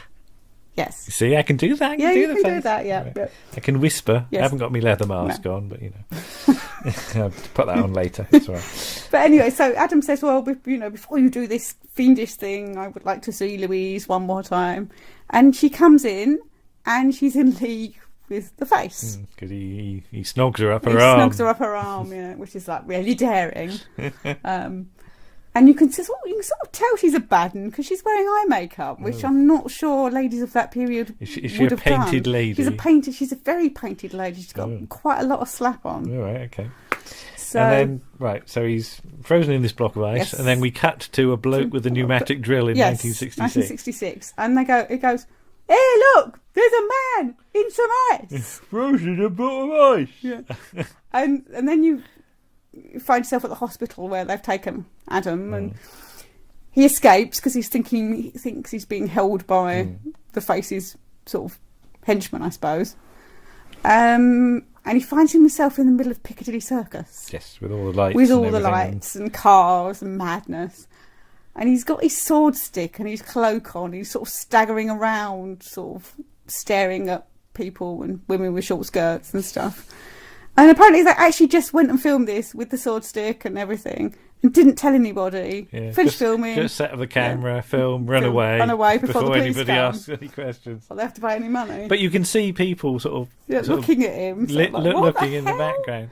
Yeah, what the hell is going on there? Mind you can also see that in episode 2 because when they're filming in Blackpool, there's a load of people in coats just watching, just stood there watching what's going on. So, but he finds himself rescued by Miss Georgina Jones, whose grandfather he met shortly before he was frozen, or a year or two before he was frozen in ice. Because he's met a grandfather, and he's amazed that he's old enough to be a grandpa. He's rather young to be a grandfather, isn't he? Yes, little short fellow he goes. And he's in her flat, and he says, "Where am I?" And she says, "Oh, you're in my flat." And I must go. Your reputation.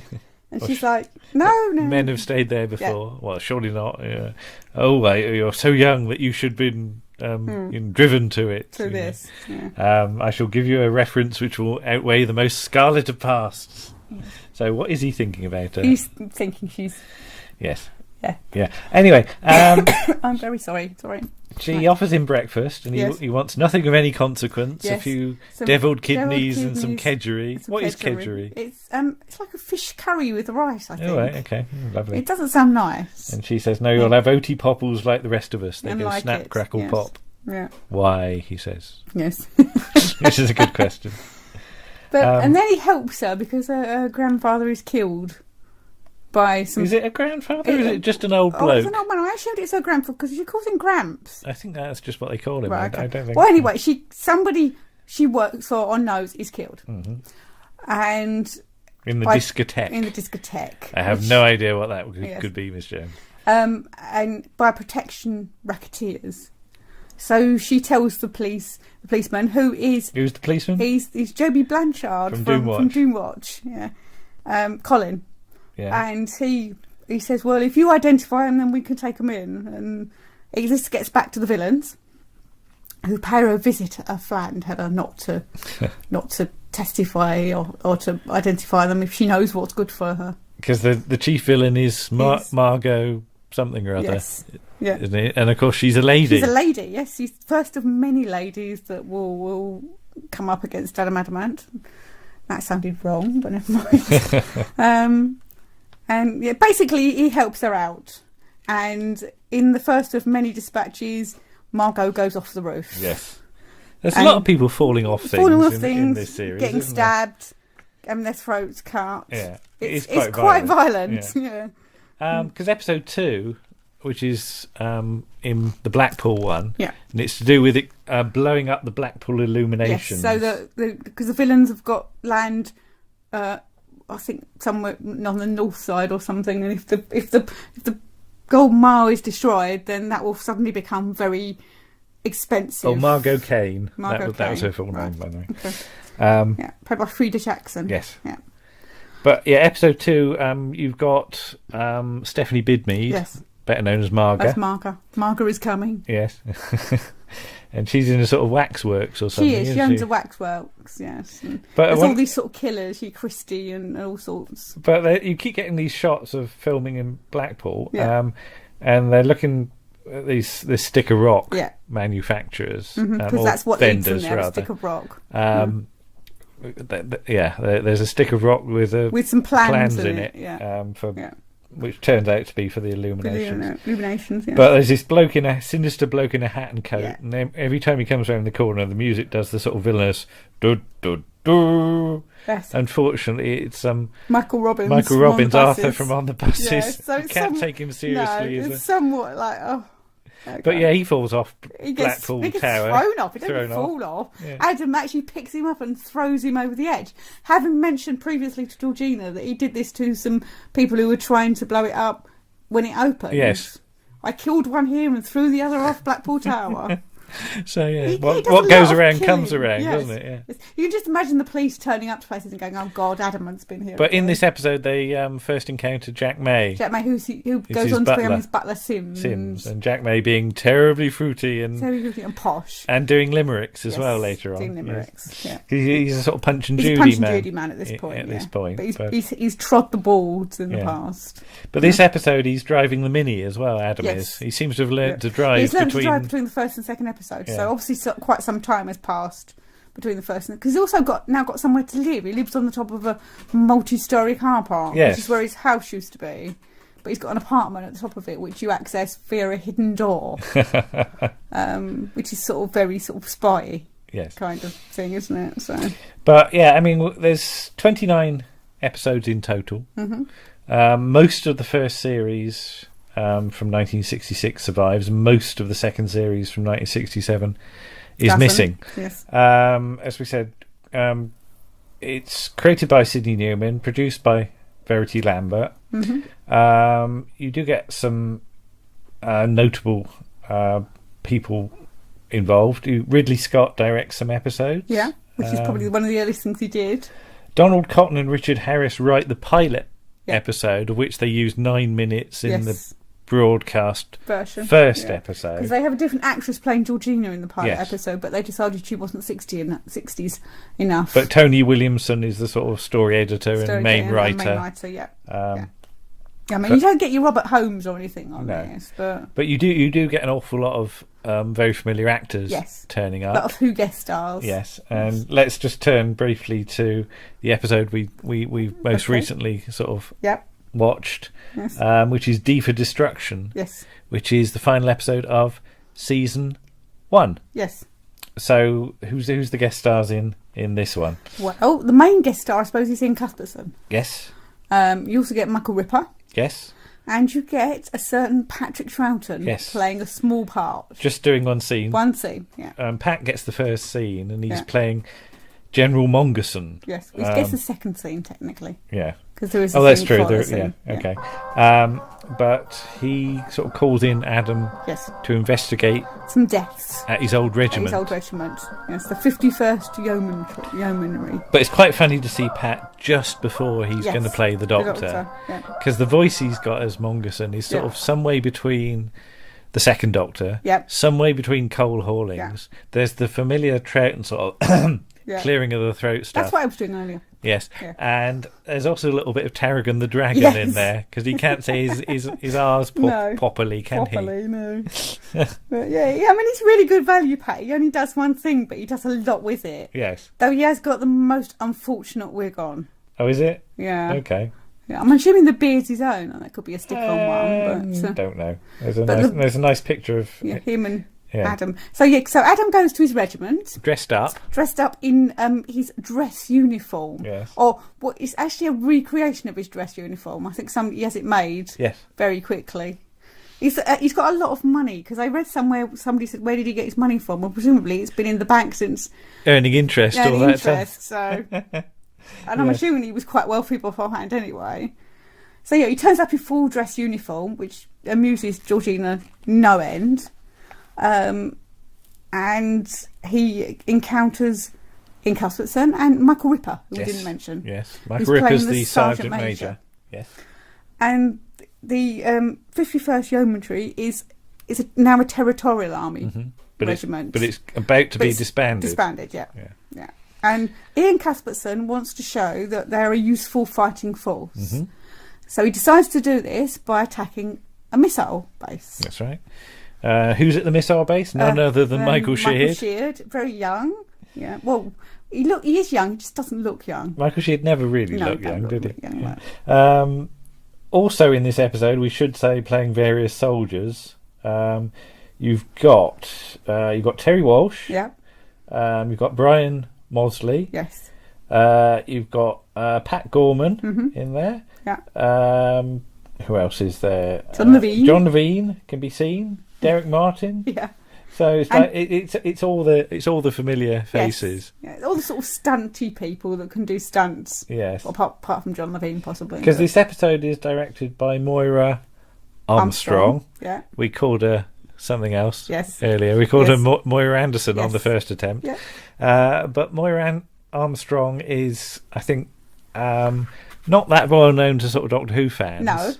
She's never directed Doctor Who, which is a shame, because I think she'd be good. She's doing some very good film work here. In fact, she directs 7 episodes of Adam Adamant in total.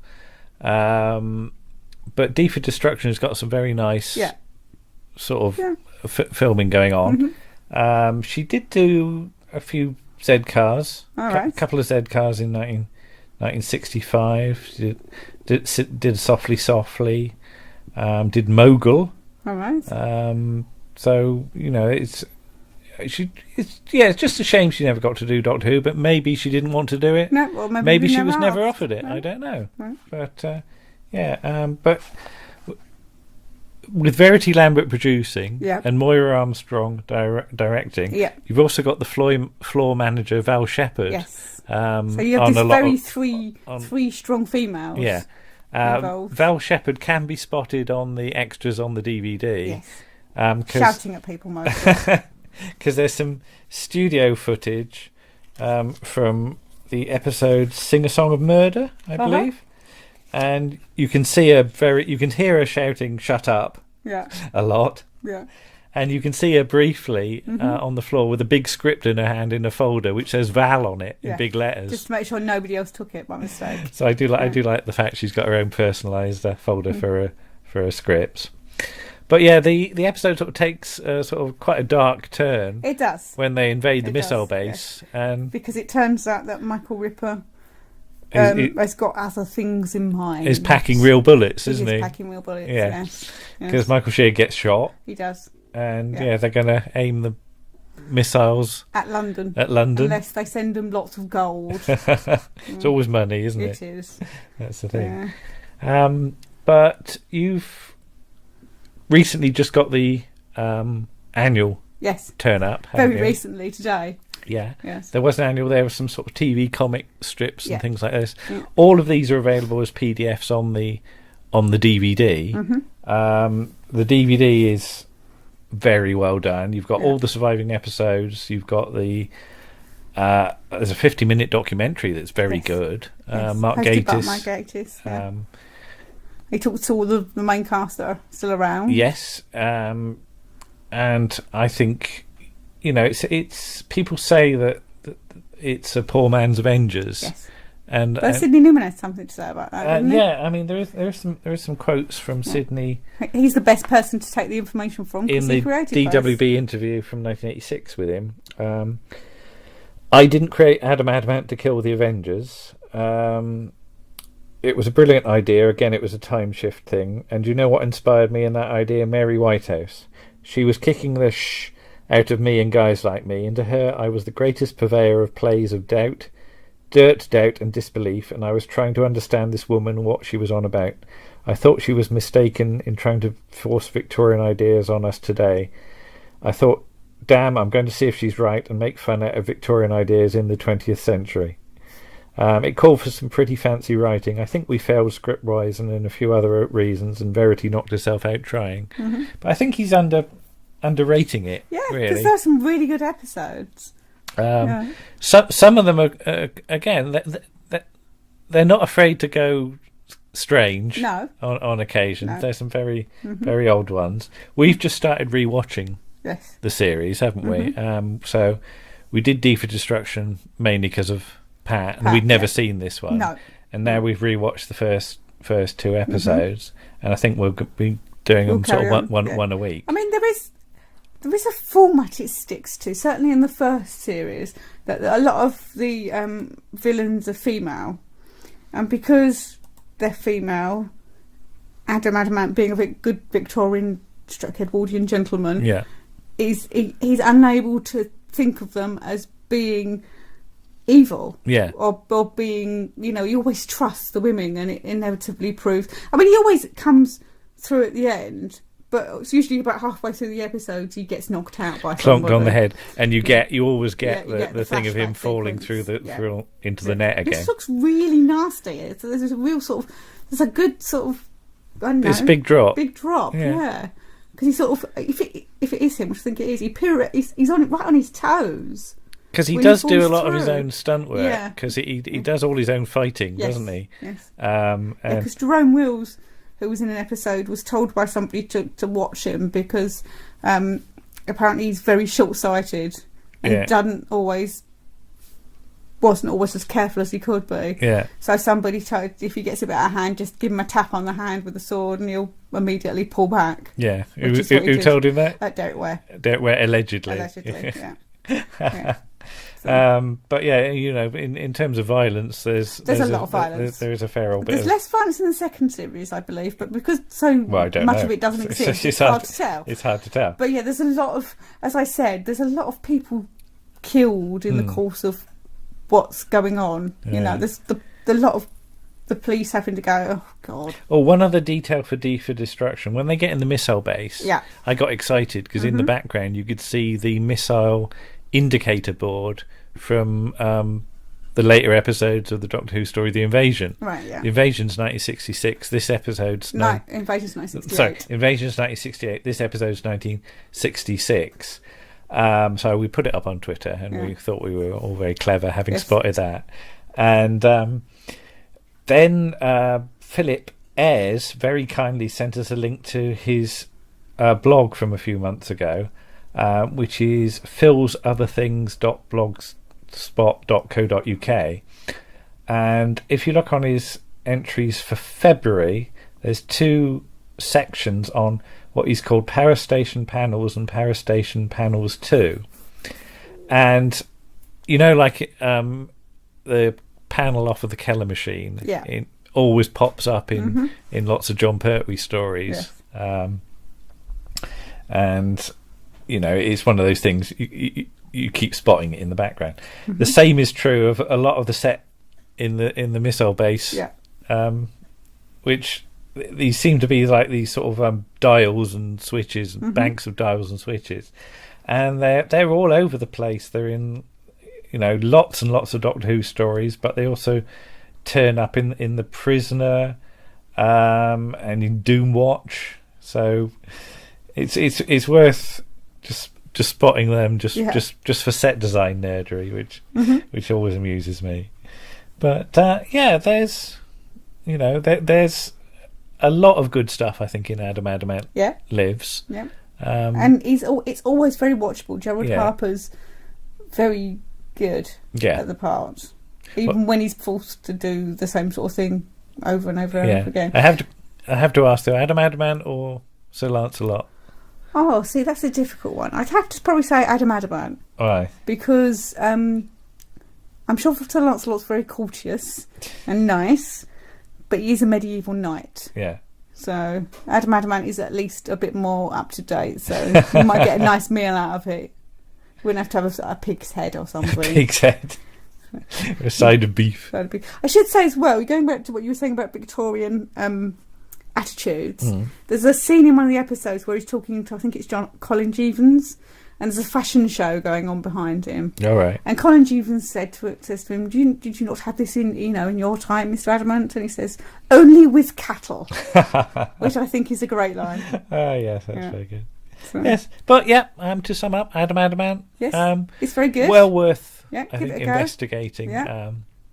I say it's slightly sort of overlooked these days, which is a Yes. shame. Yeah. Us cult TV nerds Yeah. know it, but I think the more general awareness wouldn't be a bad thing. No. Don't go into it thinking it's the Avengers. It's not, it's completely different. No, it's because Steve's not a Victorian. no. The only thing it's got in common with the Avengers is there's a man and a woman in it. Yeah. Well, that's true. So many other series, So isn't it? that's it. Well, And there it was created by Sidney Newman. Yes. Yeah. Give it a go then. Yeah. Ta-ra! Bye. You want love and your ears filled with laughter and content ever after. Leave this man alone. Leave this man alone. Leave this man alone.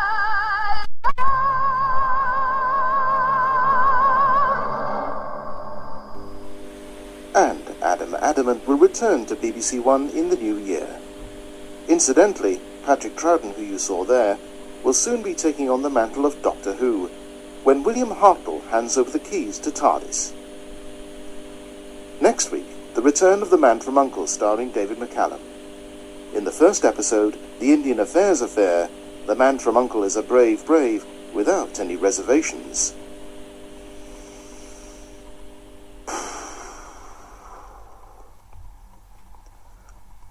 That's not going to sound great in 50 years' time, is it? I mean, who writes this rotten rubbish? They get these kids in, these children with a wisp of air on their chins, and to write this rotten rubbish, I need to be properly serviced. I'm an artiste, I tell you, an artiste. I've come all the way from Portland Place to read this stuff, and it's nonsense. And that Doctor Who, I don't understand what that's all about. How can they change the actor? It's political correctness gone mad, I tell you. Political correctness gone mad. You'll have one of the black and white minstrels doing it soon, or a woman. Can you imagine that, eh? What do you think of that, eh? I've had enough. I'm going back to ITV. It's time I was announcing Meet the Wife again. Goodbye.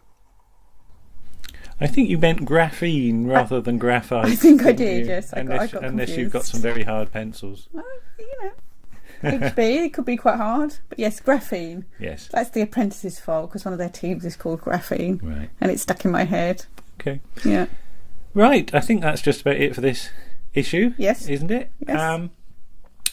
Yes. Issue 16 will follow a Similar pattern. pattern. But will we be talking about the next two Yes. Doctors? So we'll be moving into the John Pertwee, Tom Baker eras. Into colour. Into color.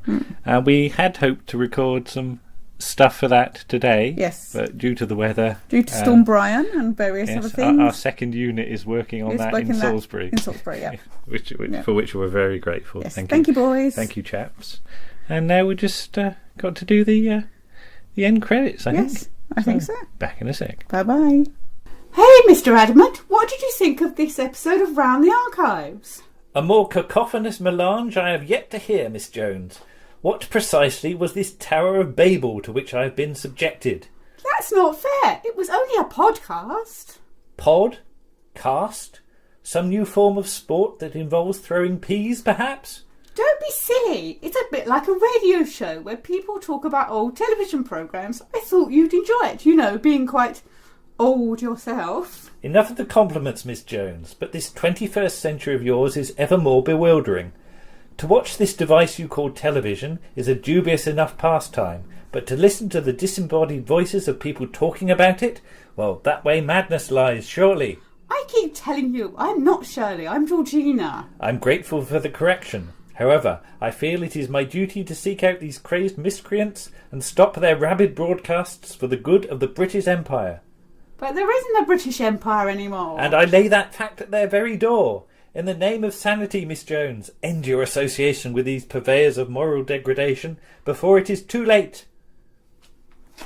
Where are you going? To the headquarters of these evil archives of which you speak. A swift thrust from my sword stick will teach them a lesson they will never forget. Hey, wait for me, Mr. Adamant.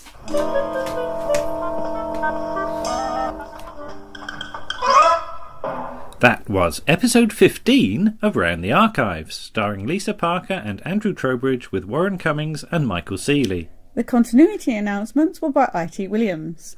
On the musical side, you heard Dan Tate and Paul Chandler. The script for Adam Adamant Lives, D for Destruction, was by Tony Williamson. And the producer was Verity Lambert.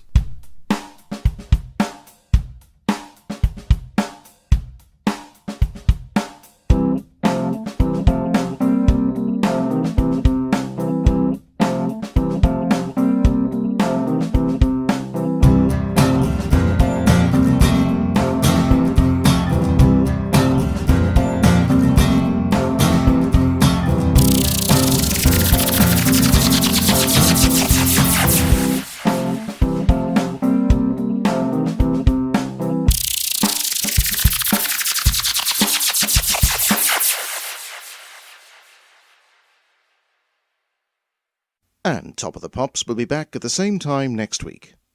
Starting shortly over on BBC Two, the Money Programme. This is BBC One.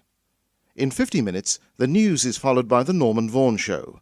But first, Adam returns to his old regiment as Gerald Harper stars in the last of the current series of Adam Adamant Lives. And Top of the Pops will be back at the same time next week. Starting shortly over on BBC Two, the Money Programme. This is BBC One. In 50 minutes, the news is followed by the Norman Vaughan Show. But first, Adam returns to his old regiment as Gerald Harper stars in the last of the current series of Adam Adamant Lives. And Adam Adamant will return to BBC One in the new year. You might like to know that Patrick Troughton, who you saw there, will soon be taking on the mantle of Doctor Who, when William Hartnell hands over the keys to the TARDIS. Next week, the return of The Man from U.N.C.L.E. starring David McCallum. In the first episode, The Indian Affairs Affair, The Man from U.N.C.L.E. is a brave without any reservations.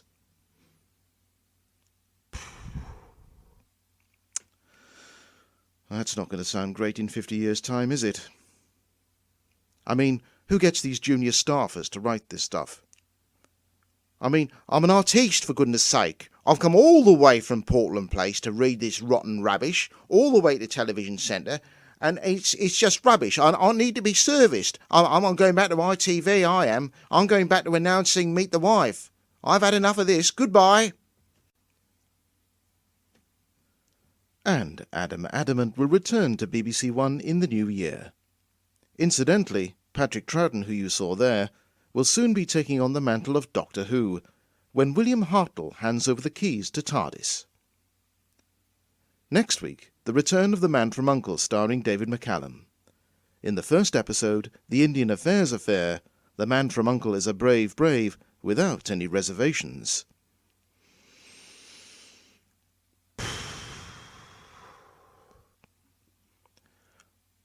That's not going to sound great in 50 years' time, is it? I mean, who writes this rotten rubbish? They get these kids in, these children with a wisp of air on their chins, and to write this rotten rubbish, I need to be properly serviced. I'm an artiste, I tell you, an artiste. I've come all the way from Portland Place to read this stuff and this nonsense. And that Doctor Who, I don't understand what that's all about. How can they change the actor? It's political correctness gone mad, I tell you. Political correctness gone mad. You'll have one of the black and white minstrels doing it soon, or a woman. Can you imagine that, eh? What do you think of that, eh? I've had enough. I'm going back to ITV. It's time I was announcing Meet the Wife again. Goodbye.